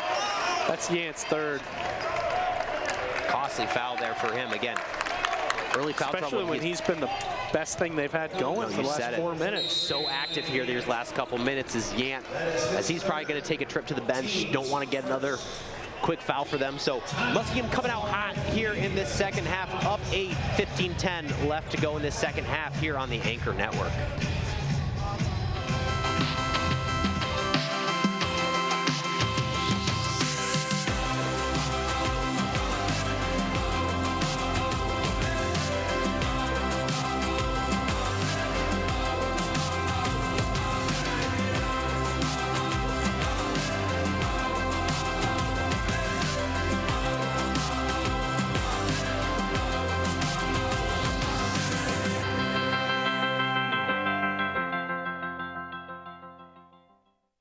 Yeah, my name is Travis Williams. I'm the CEO of the ODC Network. I graduated from Hope in 1998. I studied biology, and then I also played football. In order to be successful, people really need more than just the academic experience, but they need people to come alongside them and help them, coach them, mentor them. I find that Hope College has just been one of the best examples of being able to do that anywhere. As an invested community partner, LVZ is proud to help share Hope stories of transformational impact. Back here at DeVos, 58-50 is the Muskingum League. If you're just joining us, out to a hot start for the Muskies here in this second half. Hope looking to respond. Yant just sat down with his third, oh, excuse me, he's still out on the floor, but picked up his third foul right before that break.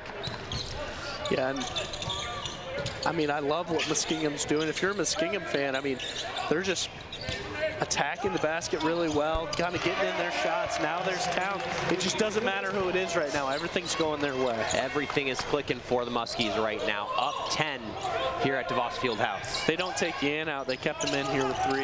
And I like that move. He's been your spark here. Things to keep things, under control for your offense. So want to keep him in. See if you can get something going. Sanchez, he's going to try the 3. That one no good.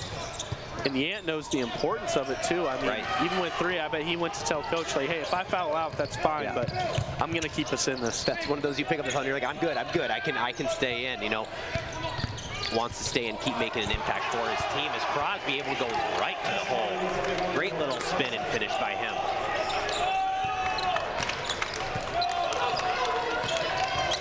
Hovey now, working on Crosby.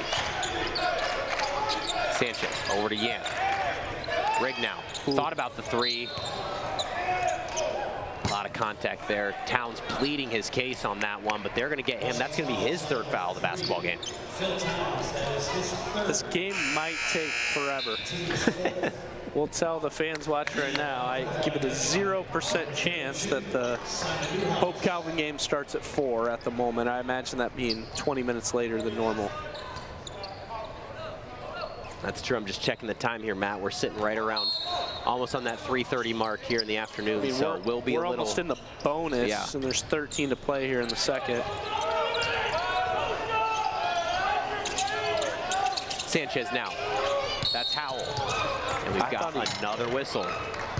Thought he might have traveled. I was thinking the same thing there for a second. Kind of looked like that long, almost dragged that pivot foot, but they're going to pick up the foul on that one. That's Cisse, his second of the basketball game. 5 team fouls here already for the Muskies. So if you're Hope, you want to look to keep being aggressive because those free throws are going to be your friend here late in the game. And we're going to get another foul on the Muskies right now. That's going to be their 6th of the second half already.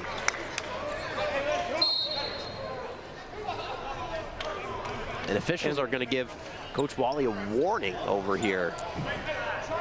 I mean, Matt, I don't disagree with him. He is saying that's 3 fouls in like 15 seconds on my team.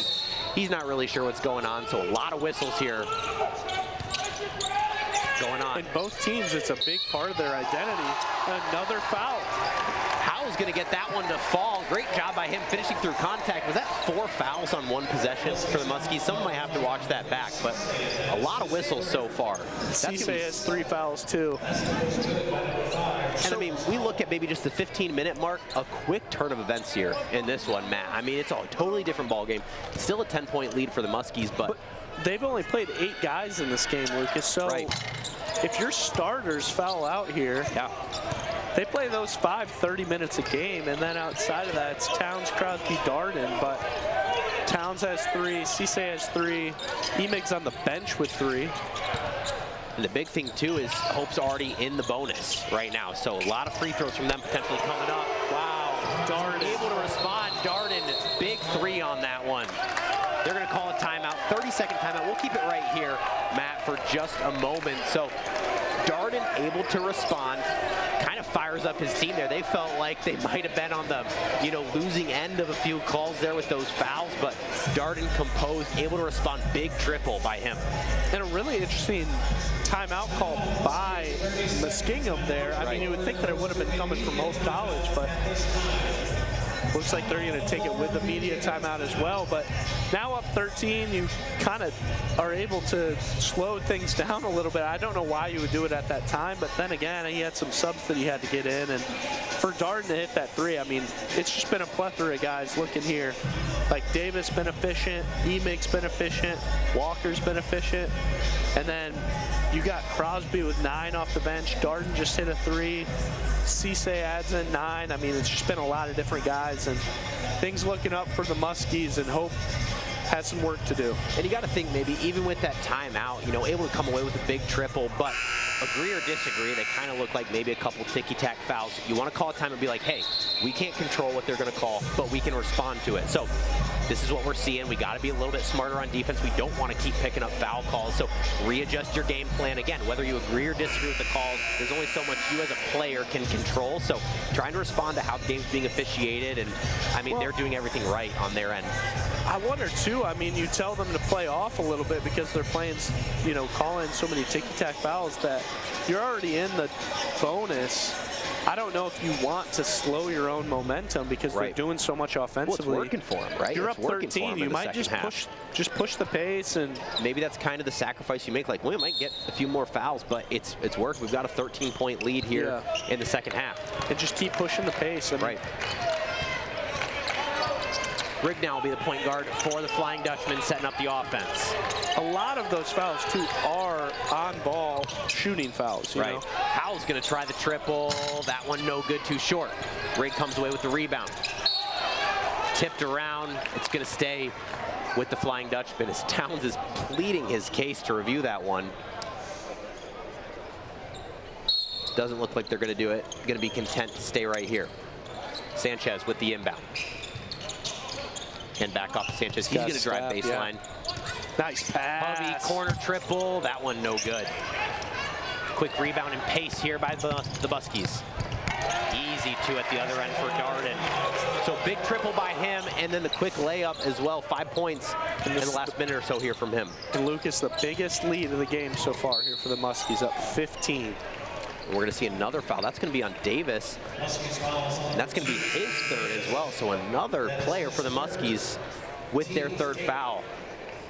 Hovey now again, we're seeing this 1-and-1 opportunity is going to play a factor here in the second half. 1-and-1 for Parker Hovey.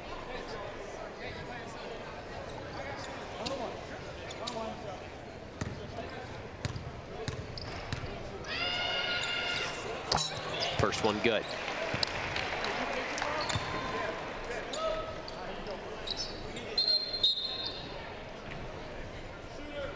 So we're going to see Owen Emig check back into the basketball game for Muskingum. Again, he's playing with 3 fouls right now, so not the only one on the team, but definitely something to watch. Hovey, that one short off the front of the rim, rebound by the Muskies. You need all the help you can get right now if you're Hope. Right. Be able to stay in this game. Trying to find a spark here. It starts with a stop on defense.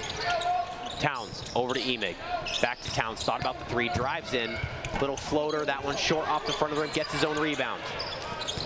Out to Walker. Inside, floater, too strong, no good. Rebound by Howell. Hovey now. Skip pass over to Rigg. To Howell, back to Hovey. He's gonna try the three. That one good. Needed it. Big bucket there by Parker Hovey, and the Flying Dutchman able to respond.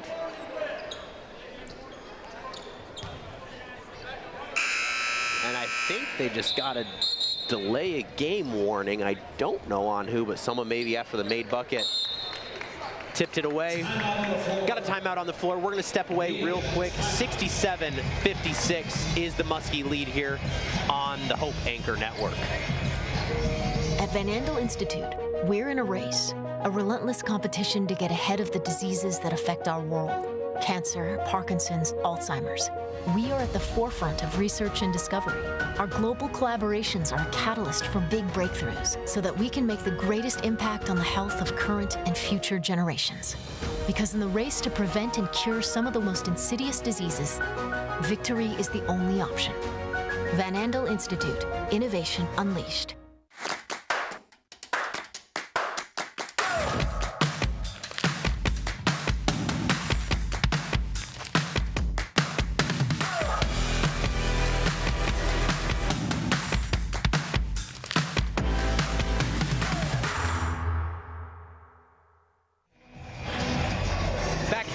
Fieldhouse, 67-56 is the Muskingum lead here. 11:49 to play in the second half. Fouls have been the story of this second half, Matt Wayner, and I know you're shaking your head right now. I'm shaking my head. I mean, the foul disparity is 8-1, and Muskingum's still leading by 11 points. Much of that credited to their 54% from three. In the first half, they were under 40% at 37.5. They've hit a stride here in the second half, shooting 3 for 3 so far, but we're 11:49 to play. Hope is in the bonus, and I mean, it's just been a really stagnant game so far. Yeah, even with those fouls, I mean, they're still looking dominant on the floor. Towns now drives in, a lot of contact, tripped up, gonna get Hope College for a foul. So they got number 20, Jared Rigg, on that one. Just his first, and Hope only their second team foul of the second half. That's 28 total fouls in the game. It's a lot of fouls. Yeah. It's a couple of them. That ball tipped around. Hope comes away with it. Hovey was pleading for the basketball, jumping up and down at the other end of the floor, but unable to get it down to him as Newhouse drives in. Over to Hovey, short corner jumper. That one no good. Great job by Howell. Sticks with it, gets the putback. All right, chip away, chip away. Cuts that lead to 9. Now we see there's a few spots here to sit down at various places in DeVos, but we're gonna have standing room only before you know it. It's getting full in here. As just so you know, on the broadcast you're watching here on this one, it will be on the Hope Athletics YouTube page for the Anchor Network, but you will have to hop over to the other broadcast. We'll have about 20 minutes in between games, then we'll get going to the pregame for the rivalry. Yep, that's that. Hope versus Calvin women's basketball action here coming up later tonight. Will be a great game, won't want to miss that one. Probably expect that to be somewhere around 4:30. We've got 11 minutes to play here in this one as Warman sets up the offense for the Flying Dutch. Over on the right wing. Inside, nice take. Able to get that one to fall. All right, cut it to 7. Stop, score, stop. Here come the Dutch. Towns now sets up the offense. Over to Emig. I'll shoot that, Emig. To Vault. That's about as much space as you'll get. He'll shoot that, no? Walker now tries the triple. That one good. He continues his hot shooting here this afternoon. These guys can fill it up, man. Extends that lead back to 10. Hovey now over on the left side. Yeah, handoff to Werman. Howell, right side. Up top, Hovey. He's going to try to drive in. A little bit of contact, no call on that one. Bounces around. Great presence of mind there by Orion. Yeah, as he's falling out of bounds to throw it off the defender. I believe that was off of DeVault's leg there. 9 seconds on the shot clock for the Flying Dutchman. A little ref deliberation right now Not sure what they're discussing. Hovey will be the one to inbound. Gets it into Yant. Down low, Howell, that one tipped away. Hope sticks with it. Someone's gonna have to get a shot off. It's gonna be Wieren, triple try, good. They really need that. It's almost better when it's not in stride, when he just knew that he had to put it up. Big All right, basket by staying Mark at 7. Gotta get a stop. Gotta get a stop. We say it at the same time if you're Hope College here. Walker, left side. Down low to Vault. Inside to Cisse, that one good. Hope, are they moving into a 2-3, it looks like? Yeah, they might be. That Something one defensively. just easy for Cisse inside. Wieren now, guarded by Towns. He's gonna go right to the hole. By. I thought that was a push off. And there, I did too, Matt. I did too. He kind of. Who did they just? They got that on Towns. He signaled 33. He signaled 33. He signaled 33, but it's got to be That's on why Towns. they're going over to deliberate at the. He gave 2 threes. Had to have been on Towns. He was the defender. Yep, they corrected to 3. So that's going to be. Is that Towns' 4th? It is. That's gonna be his 4th. Yeah, I think Darden might be coming in for him.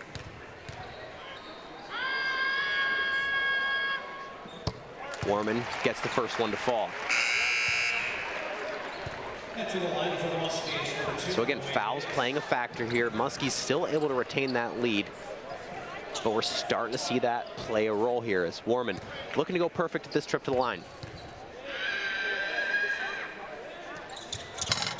That one good.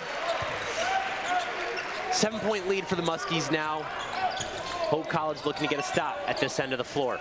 Staying right there. Staying within striking distance. Emig, corner, Walker, he's gonna drive in.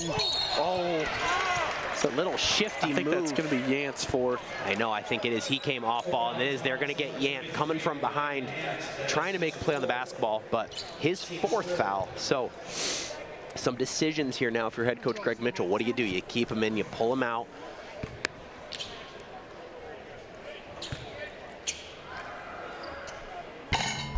Walker, first free throw, good. Who else do you have? There's Newhouse. Especially with Locke being out with injury, that's playing a role there in that post presence. Gonna have to go a little bit smaller. Yeah, you probably need Yant for the last 5 minutes. Right, you don't want him to pick up that 5th here early in the second half still. Hovey now. With Blauk injured, I just don't know what else you have. Wow, Hovey. Great move by Hovey. Shifty in the lane. He's at 17, Lucas, and I mean, he's only a bucket away from that 5th game of 20 points. Great little pass there. Davis to DeVault. That one no good. Hope got a hand on it, but a little bit on the arm as well, as they're going to pick up the foul. And they're going to get Howell with that one. So that's his 2nd of the basketball game. Hope now with 4 team fouls. Got some wet spots on the floor. Looking to clean that up. Foul disparity still wide, although the whistle has been blown a lot here in the second half. 20 fouls for Muskingum, 10 for Hope. Man.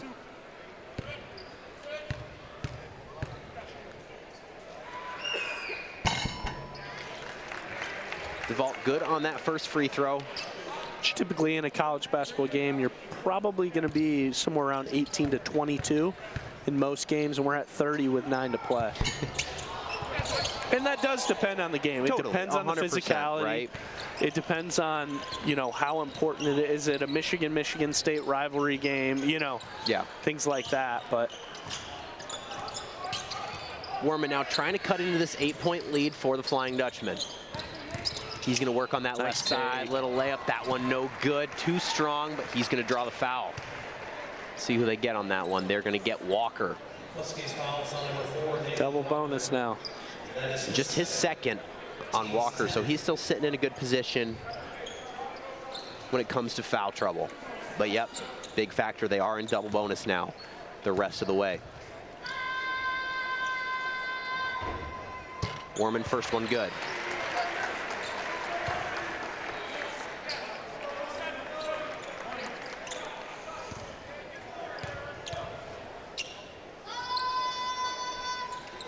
Second one on the way, nothing but net for Marcus Warman. He's up to 12 points now here in this ball game. As Davis now looks to respond. Working his way inside, little floater. That one short off the front of the rim, rebound by Hovey. Great stop for Hope College. Warman right to the basket, easy layup for him with the left hand. It's a 4-point game, Lucas. Got to get another stop here. DeVos is starting to get a little loud. Stop, score, stop. Cisse now right there, guarded by Warman. Up top, Duvall, inside, Walker. The patience, guarded by Hovey. Inside to Emig. That was swatted away by Hovey. But stays right here. Walker thought about the response triple. Cisse in the corner. 4 on the shot clock. Spin move. Short corner jumper, no good. Rebound by Newhouse. How about that swat, Matt?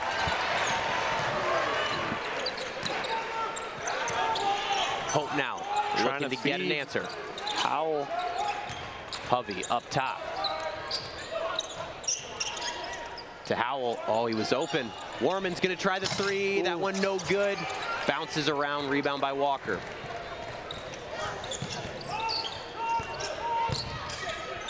Davis guarded by Hovey. Mid-range jumper. That one no good. Gets his own rebound. That one swatted away by Howell. Rejection. Back-to-back blocks here by this Flying Dutchman team. Things are turning up in here a little bit. As we've got immediate timeout here on the floor, we'll step away real quick. 75-71. Hope looking to get back into this basketball game. We've got an exciting 7 minutes left of basketball here at DeVos Fieldhouse. Sports, like healthcare, requires commitment, teamwork, and excellence. That's why Hope College selected Holland Hospital and Shoreline Orthopedics to provide athletic training and physical therapy for all Hope College athletes. Get the care you deserve. Trust the team that exceeds expectations. The Holland Hospital and Shoreline Orthopedics Sports Medicine Collaborative. Hope students are challenged to dig deeper. They're challenged to find their calling and shape their future. They're taught to empower their talents, chase their dreams, and encouraged to make a difference. The Hope student body is ready to change the world. 75-71 is the Muskingum lead here. Just over 7 minutes left to play in this one. Lucas Shelton alongside Matt Weiner. Matt, I know we've got an exciting couple minutes of basketball left here in this one. I mean, with 7 to play, I like where Hope is at the moment. I mean, although you haven't really shot it that well, 50% from the field, 30 from 3, under 70% from the line, you're right in this game, and I think they've proven enough defensively that they can do it. I think it's just going to be a matter of offensively, what sets can you run? What tricks do you have up your sleeve now? Davis was looking to get something going out to Walker. That one no good. Great defense there by Charlie Howell on Davis. Yeah, absolutely. We're starting to see more stops now here over the last few minutes. Is Marcus going to put on the cape? Is Hovey going to put on the cape or what? Inside Howell. Good idea, but that one tipped away. Hovey right to the hole. That one too strong, no good. Rebound Walker. Hovey needed that one to go. That's his third entry pass that he's missed. Emig now, over to Walker. Gets inside, handoff Cisse. Cisse, man, that was awesome. Just great patience by him. Couple fakes, get the defenders away from him. Easy little floater from him in the lane. Sanchez now, up top for the Flying Dutchman. Newhouse, over to Hovey. Sanchez steps into it. Dribbles to that right side. Hovey, he's going to try the 3. That one no good. And we're going to get a foul at this end of the floor. I believe they're getting DeVault. Yeah. It's his 4th. And they are. That will be his 4th. It was Charlie Howell that picked up that foul, or drew that foul, I should say. So 2 shots coming his way now that Hope is in that double bonus. Howell just had a really good box out there. Right. Great position. Got him in position, and DeVault just went right over him. Howell good on the first one. These free throws so important. Got to knock down these easy shots if you can. On the other end for the Muskies, I've loved the last few possessions what Cissay's starting to do. He's got 13 points. And as Hope cuts the lead to 4, I think some things can start to go through them. I mean, they've got Cissay, they've got Davis, and they've got Walker all in double digits here. Out to Crosby. He's going to try the 3. Wow. Response by Roman Crosby. That takes confidence. Man, what a big bucket by him. Hope now, again looking to answer. Howell over to Werman. Just under 5.5 to play. Inside, little floater, that one off the rim, no good. Tipped around, Werman trying to get position to steal that pass, but no luck for him. The Muskies come away with it.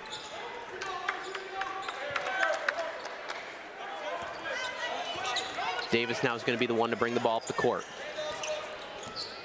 7-point lead. Muskingum looking to hold on to it. Davis, right to the basket, turnaround, jump shot, that one good. That's pretty by Davis. Now got that lead back to 9 here. You saw 2 defenders fly right by, and he was able just to stay composed, knock that one down. Werman now on the left side. Hovey, he's going to drive in, little floater from him, that one too strong off the glass. Davis with pace, all the way to the hoop, that one no good, but he draws the foul. I believe they're going to get Werman for that one.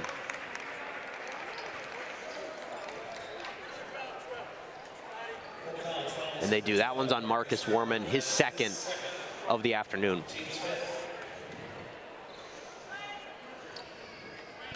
Davis now looking to get this lead back into double digits for the Muskies. That one off the mark, no good. As we're going to see Brennan Cargill check back into the game for Hope. Yeah, and Lucas here, I mean, down now, you had the 73-77, and Hope in the last couple possessions, I mean, allowing Muskingum to get into what they want to, and this is just a tough one, as you see. I mean, Hope has everything in the tank to be able to pull this one out. And Davis misses both, but Hovey comes away with the rebound. Going to get Crosby for the foul on the rebound, so we're going to see free throws at the other end now, Matt. 33 total fouls here so far.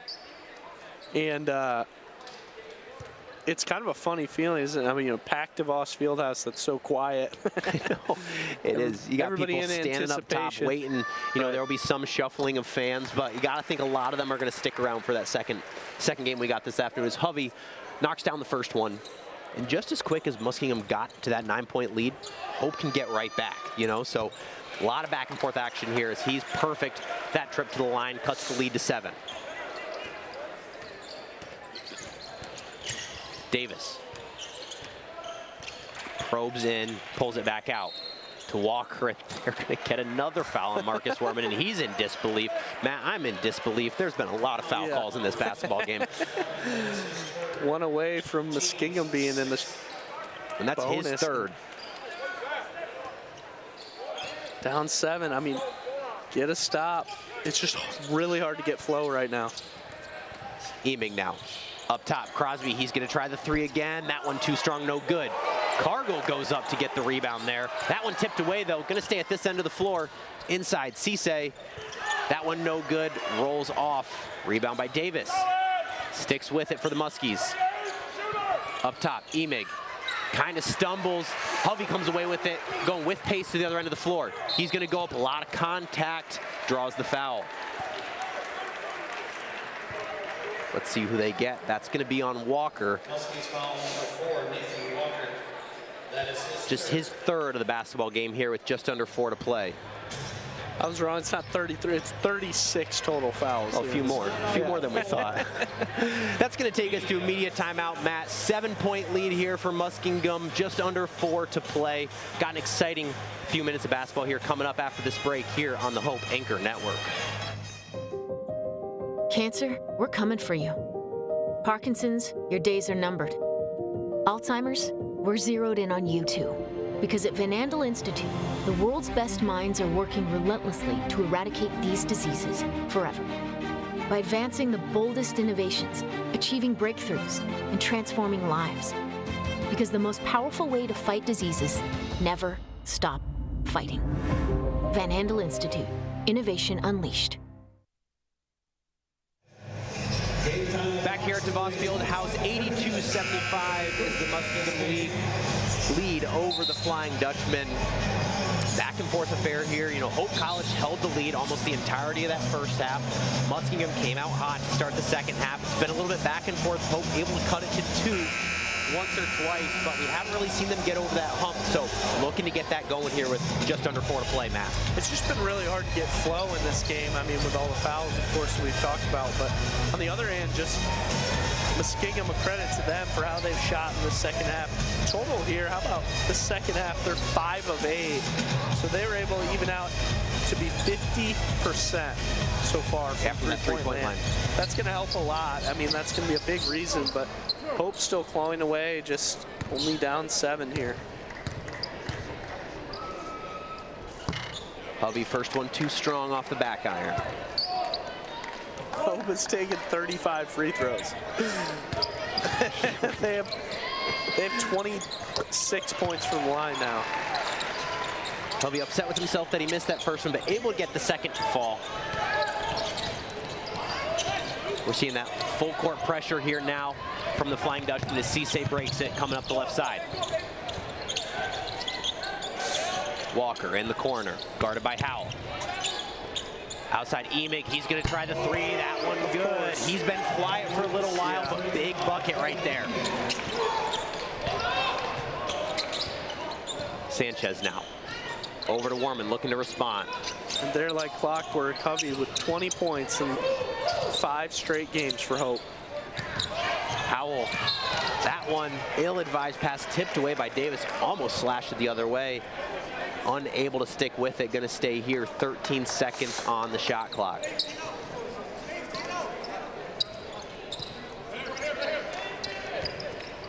Warman will be the one to inbound. Gets it to Sanchez.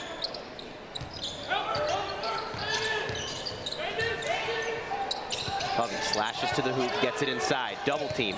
Over to Howell. Nice pass. Unable to get the first one to fall. Second one, slatted away. Hovey's right there, though, to pick it up.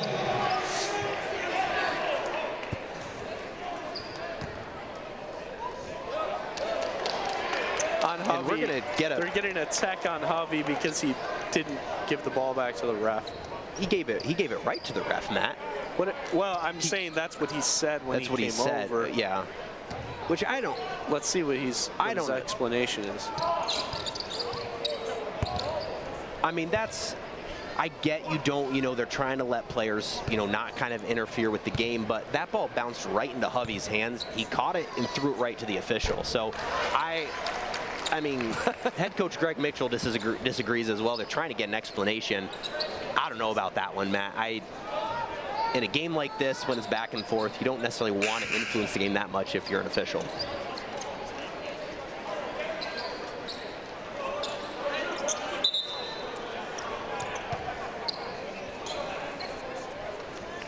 So the Muskies add a point to their score with that technical free throw.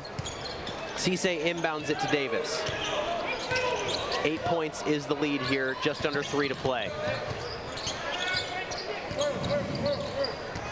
The Muskies in no rush right now, trying to take some time off this clock. Up top, Emig. Over to Davis, guarded by Warman. Crosby thought about the 3. Gets stopped. Over to Emig. Hovey goes for the steal, but he's going to pick up a foul. And Hovey was shaking his head. Yep, well, of course. I don't know who they got that tech on then, because Hovey had the intentional foul in the first half, and then this one right is the there, second. and then so they might have gotten that on somebody else. Team? I don't know if we'll have to have someone give us a little stat check on that. Entering the lineup for the Flying Dutchman, number 10, Justice Smith. As Emig knocks down that first one, extends that lead to 9. 2:33 to play. Second one on the way. That one's good as well. He makes money today. Hope now down 10. It's getting late in this game, Matt. They're going to try to look to get something going, but it starts with a bucket at this end of the floor and then a stop at the other end. Cargill out to Howell. He's going to try the three. That one too strong, no good. Mims sticks with it, though, tries to get it. Batted around. Muskies come away with it.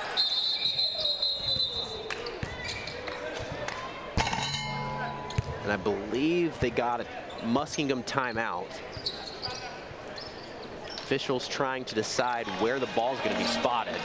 So how about some of these minutes totals here, though, Lucas? I mean, looking at Muskingum, they've played those starting five a lot. Davis, 31 minutes. Cisse, 30 minutes. Walker, 29. Emig, 27. And then you just got Duvall played 22, Towns 15, Crosby 14, Garden 14.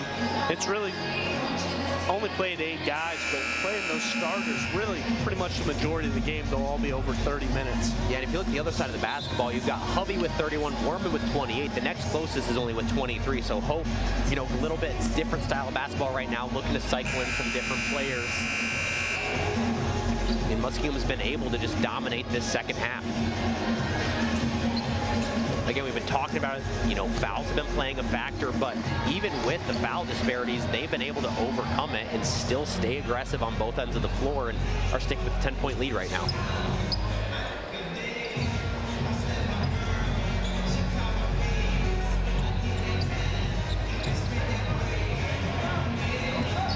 So the Muskies are going to be the ones to inbound other end of the court. 26 is on the shot clock, so they're just going to have 6 seconds to get this one across half court. Hope now on that full court pressure.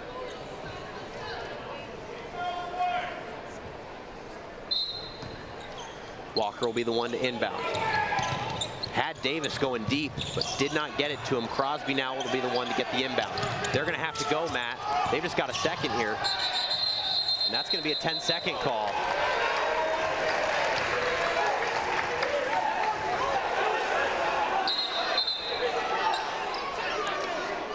Coach Wally visibly upset. I think they were looking for a reset, but I don't know if it does because it was a timeout. It wasn't a foul or anything at this end. So I could be wrong, but I believe the shot clock was right. I believe it stays, and you still only have 6 seconds to get it across. Because the timeout wouldn't reset that. So officials are deliberating right now. Yeah, I don't know the rule to that off the top of my head. Let's see what the refs say, but they did not get a reset.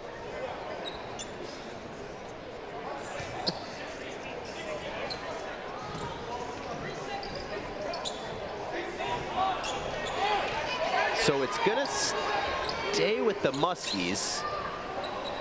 So it is, so they're saying they have 3 seconds to get it across, so it's a fresh 10 seconds then coming out of the timeout. Right. Which so they have 3 seconds now. Which I'm gonna be honest, I didn't think that was the ruling on that play, Matt. I thought they got it right the first time. Mims goes up, swats that one away, but a lot of contact. They're gonna get him with the body. Mims thought it was a clean foul. I saw him swing all the way down on it. I stood up because I got worried here with the Muskies bench coming over. You know, a lot of action there going on underneath. It's just been a really stagnant few minutes here. Just trying to get to the end of this game. So they're going to the replay. Are they looking at a intentional maybe? I think they're looking at an intentional foul, and because he swung down on him. I don't know. Again, if we've got a replay of it, that would be great. But just looking live, it looked like just kind of an aggressive swat at the ball. There was definitely body, definitely a foul call on that one, but got a lot of ball as well. Unlike what we saw at the end of the first half there with that Parker Hovey intentional foul.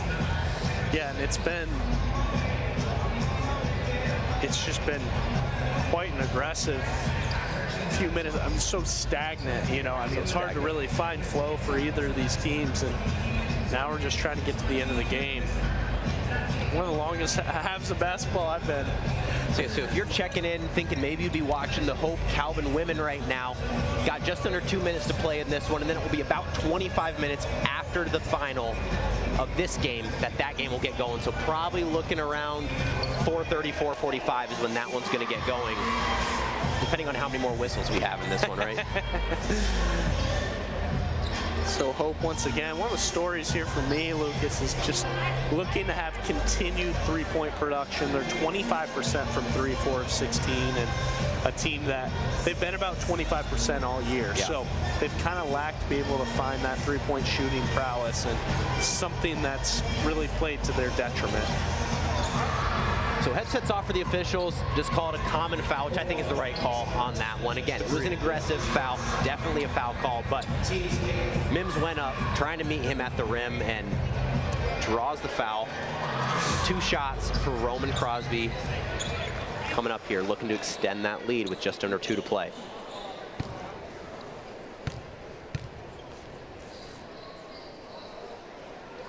First one's good.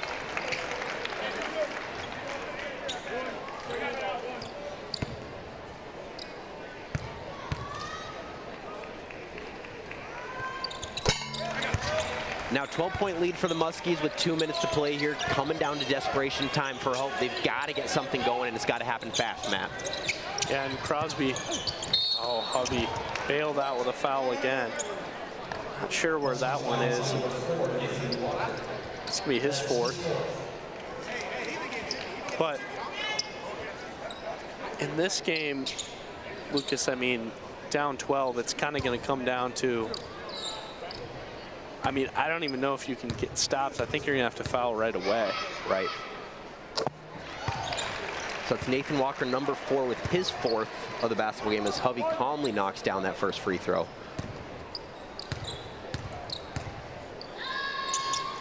Second one good as well. We'll see what Hope does. They pressure in the full court. Looking to get some stops. Warman tips that one away. And I think they got a, see officials saying a white foul. That one's going to be on Emig, if that is the case, and it is. So 2 more shots for Hope College here. I thought that was on Cargill. That's right. It's kind of one of those bang-bang plays. Don't really know which way it's going to go, but Hope able with some scoring opportunities with the clock stop. That's what you want if you're the Flying Dutchman right now.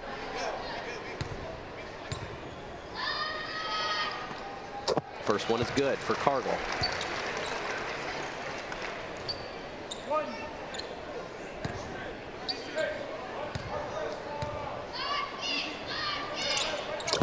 The freshman steps up to the line and knocks down both as if he was an experienced vet. Hope still in that full court pressure. Here comes Cisse now. Again, the Muskies in no rush to score, looking to take some time off the clock here. Walker on the left side, gets stopped, double team. Up top Cisse, and that's going to be a foul in Cargill. Cargill just his first in the foul fest here today. Hope College foul number 31, Cargill, his first. Team's 9th. And the next one now on Hope College will put the Muskies in double bonus. So starting to even up that foul disparity. Is Hope looking to foul to stop the clock. Trying to get some stops. Here's Cisse. That one's good.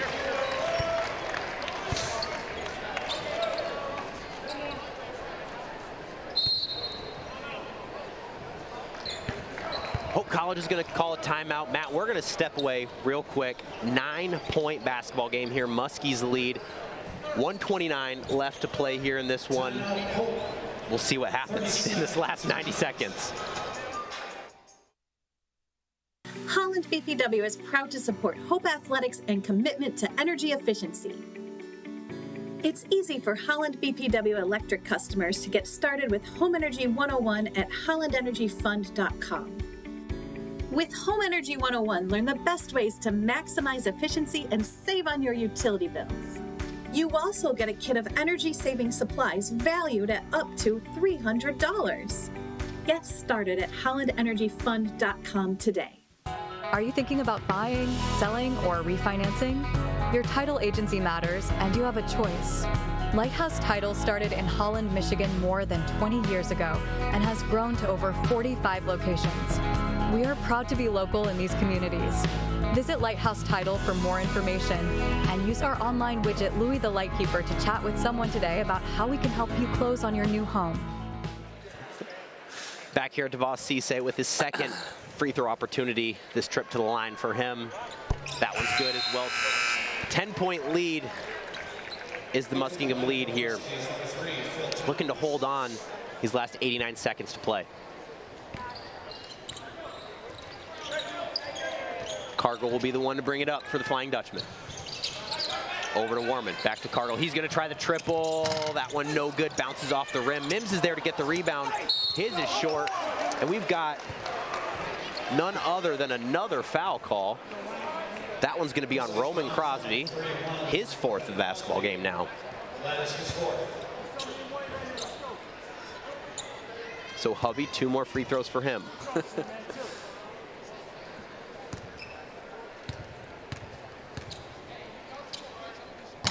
First one no good, short off the front of the rim.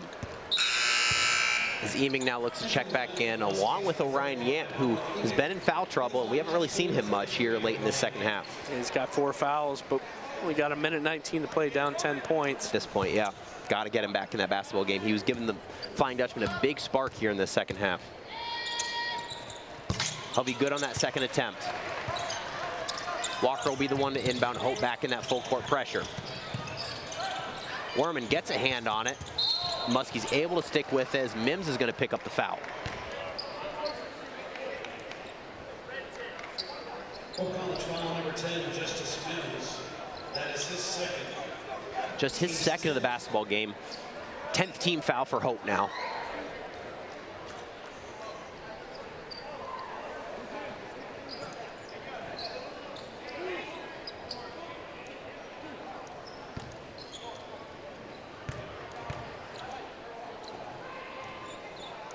First one good by Nathan Walker. I mean, the story here, Lucas, being the second half, I mean, Muskingum came out shooting. It was 42-39 at half. They were able to go on that run. Once they went up, like, I think it was 47-40 or 50-40, and then they just kind of cruised the rest of the way. Right. I mean, Hope able to cut it to 4, even 2 a couple times, but just not able to kind of hold that score close. As Hovey, quick answer there by him. 10-point lead still, 1:06 left to play here in this one. It's a 30-second timeout. We'll stay right here, Matt. Just a quick break for these teams. It's been back and forth, but we've seen over the last, I'll call it 50 seconds on the play clock, 15 minutes of real time. we have had Hope just unable to get past that 10-point mark of this deficit. Right. Yeah, I mean, down 10, it's really just barring, I mean, you're still gonna have to do the foul game, right? You're gonna see, can you be able to steal one here and then be able to foul them if not, and try to win it at the free throw line. But down 10, I mean, it's gonna be pretty hard to come by. And to Muskingum's credit, they have 5 players with 4 fouls right now. Some of those coming around the 10-minute mark of the second half, but no one over the edge yet so far and having to sit down. So they've been able to keep their players in, able to do what they want to do on offense, and it's made a difference as Hope is looking to claw back into this one.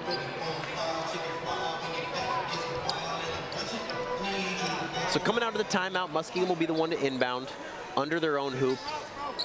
Look at this, they're in that football setup here. Walker will be the one to inbound, gets it in easy to Cisse. Mims all over his back, but no foul call. Towns over to Walker. Walker stumbles, loses the handle, up to Mims. Mims trying to find Yant. Inside, Cargill, he gets the layup to go off the glass.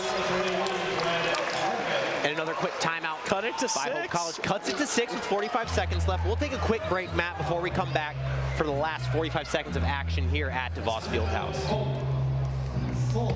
Gentex is a tech company supplying electro-optical products to the global automotive, aerospace, and fire protection industries.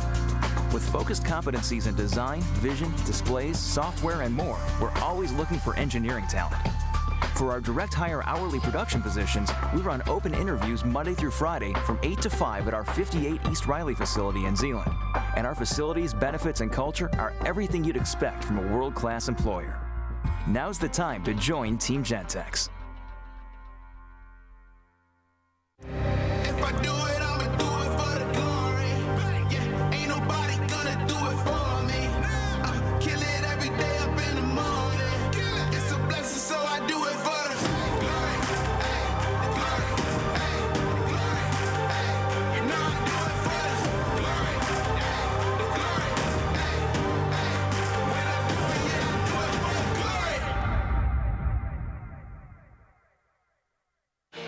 45 seconds to play here. Hope able to cut the Muskingum lead to 6. Here, Lucas Shelton alongside Matt Wayner. Who knows how long this 45 seconds is going to take, Matt? We are locked in here for an evening of basketball. As you know, Hope gets a quick stop, quick bucket. It's a whole different basketball game. Walker to inbound, trying to find a teammate, gets it into Emig, back to Walker, up to Cisse. He's going to cross easily. And Hovey's going to get the foul, have to foul there, stop the clock, try to get that basketball back. I mean, if they don't make these free throws, you definitely have an opportunity. Hit a 3 and then absolutely, and then just play straight up. Right, because if you can, if he doesn't make these, then you can play straight up. I think he hits 1. Depending on time and everything, right? You know what? Well, really, I mean, even if he hits both, you just go down and you take the 2 if they're going to give it to you. You don't have to hit a 3. Cisse knocks down the first. 40.6 left to play here in this one.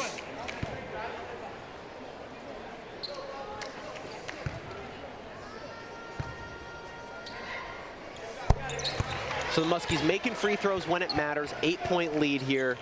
Warman will be the one to try to get things going. It could be a 3. It doesn't have to be. You got to go quick, though, with whatever it is. Cargill right to the hole. That one good. 2 possessions. Lead back to 6. Cisse trapped in the corner, double team. Nice. Muskingum wide open down here at this end of the floor. Got to get a foul. Cargill will foul Roman Crosby on that one. And I think Crosby was kind of laughing with the bench. He wanted to go up and throw that one down, Matt, but he knows the smart decision is to pull it back out, make him pick up another foul. He wanted to do a reverse jam.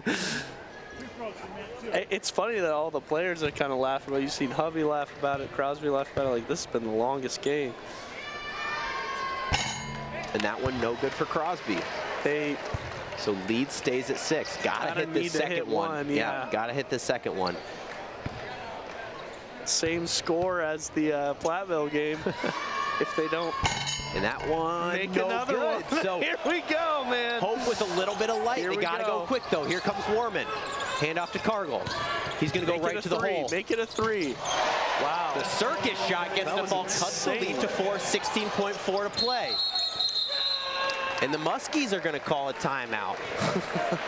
Matt, a lot of that. We're going to keep it right here, Matt. We're going to talk about this one. So big turn of events. Just when we thought, we saw Cisse step up, knock down some free throws to make it an 8-point game. Crosby unable to do the same. Well, then cuts it to 4. Cargill comes down, hits the 2. Hits the. They get the ball back. They bring it back out. Crosby fouled. He misses both. And then Cargill makes the circus shot. And that was kind of a prayer, probably looking for a foul. That's what he was doing, I think, there, but able to get that one to fall. So 4-point game. Muskingum has to go the length of the court on this one. If you're Hope, you come out and pressure. You don't want to foul right away. Maybe force a turnover, try to get some active hands. But if too much time starts coming off the stock, you've got to think about fouling then. I've seen crazier things happen, Matt. Yeah, I mean, so 4-point game, regardless if they make both, that would still be a 6-point game. You do probably need to hit the 3 at that point. Yeah, right. If it's 6, you don't have enough time to be trading 2s. But if they only make 1, then you can come down and you can take it 2 again and then foul. And what do you know? Maybe a little Reggie Miller action. You steal the inbound, step back behind the 3-point line, knock it down. Because it wasn't a foul, right? Reggie didn't foul him. Reggie never fouls. He never fouled. He got fouled a lot, right? You got 2 Indiana fans here on the broadcast. Always playing the what if. What if Halliburton had played the second half? Let's not get started on that one. Walker will be the one to inbound. Muskingum got to go the length of the court. Great defense by Hope College. He's going to heave it down the floor. Tipped away by Warman. It's going to stay down here, though. Man, that was just a baseball pass. I mean, that was a prayer. Less than a second comes off the clock. Again, one of those where if you're Warman, maybe you let that go, maybe it bounces out, but you don't want to take the risk. But Muskingum kind of lucked out on that one. Inbound to Crosby. That's his 5th, so he's going to have to sit down now. But given what we've seen here the last couple minutes, that's the one you want to foul. Crosby just coming off missing 2 on his last trip to the line. So it's not going to be a 4:30 start. We might be looking like a 4:45. I don't think so, Matt. I don't think it will be a 4:30 start. So Carter Bishop is going to be one to check in to replace Orion Yant after he got his 5th foul. Crosby, 2 shots. Big free throws here for the Muskies.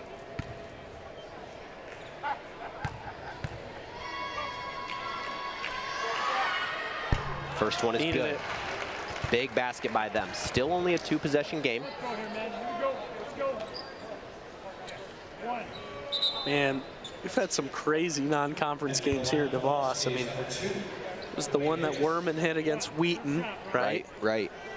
Game winner, and then you have the Platteville game winner, of course, in favor of Platteville, and now. And that one good by Crosby. So 6-point game here. Hope's got to go quick. Got to think they're maybe looking for a 3 on this one. Hubby, though, he's going to drive in right to the hole. Gets the 2, 5 seconds to play here. Yeah, now there's not enough time. Right. Quick foul. Cisse will head to the line, 4 seconds, and got to think this one is all but done here, Matt. So Hope with some opportunities. You know, they made things interesting here when it looked like it might have even ended as a 10, 12-point win for the Muskies. Able to cut that lead down to 4, get it close, make it interesting, but Cisse looking to ice this one this afternoon. Yeah, I don't know if it'll really matter or not, but it's hard to really wrap this one up because it's just at such a different feel than normal. First shot, no good.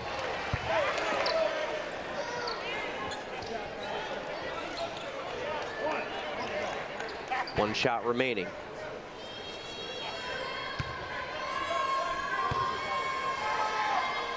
Cisse, that one's good. 5-point game. Cargill now. Let him shoot. Trying to go quick. He's going to long heave. That one no good off the backboard. So 98-93 is our final. After a long second half, Matt Wayner here. Everyone, we thank you for sticking with us here this second half. Gritty win by the Muskies. Yeah, absolutely. And what a way to wrap up the Glen Van Wieren Classic. 98-93. Muskingum now, I believe that makes them 11-2 here on the season as they head into OAC conference play. They have a really good shot of winning that conference. I mean, they're probably the 2nd best team, Mount Union, top 10 team. We talked about them, number 9 in the country. Right. And Hope here now 5-6. And it looks like with the way that the non-conference played out for Hope, they likely are going to need, to win the conference tournament to get in. At 5-6 right now, I think they're going to have to make a run. And season's most definitely not over. You know, most definitely anything can happen, right? Anything can happen. You get into the conference tournament, you can make that happen. You can make NCAA, but we're gonna go ahead. Yeah, Lucas. we're gonna turn it back over to Darren Dicemars for some award presentations. If you're looking for the Hope Calvin women's basketball game, got about 25 to 30 minutes. Looks like 30 minutes on the clock before that one gets going. Thank you for joining us here this afternoon. Go ahead, get a snack, take a breather, join us again for some great rivalry basketball here coming up in a little bit.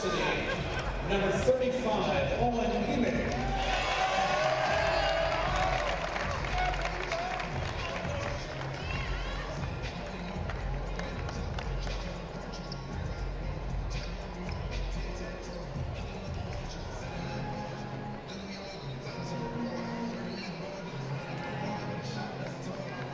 And from Hope College, number 24, Parker Hovey.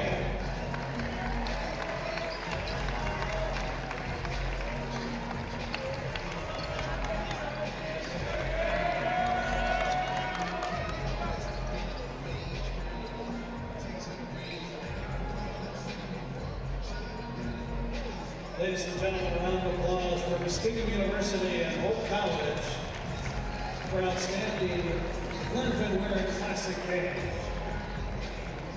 Now, ladies and gentlemen, 30 minutes. One more game this afternoon. As the Flyers take on the Knights of Calvin University. Game time in approximately 30 minutes.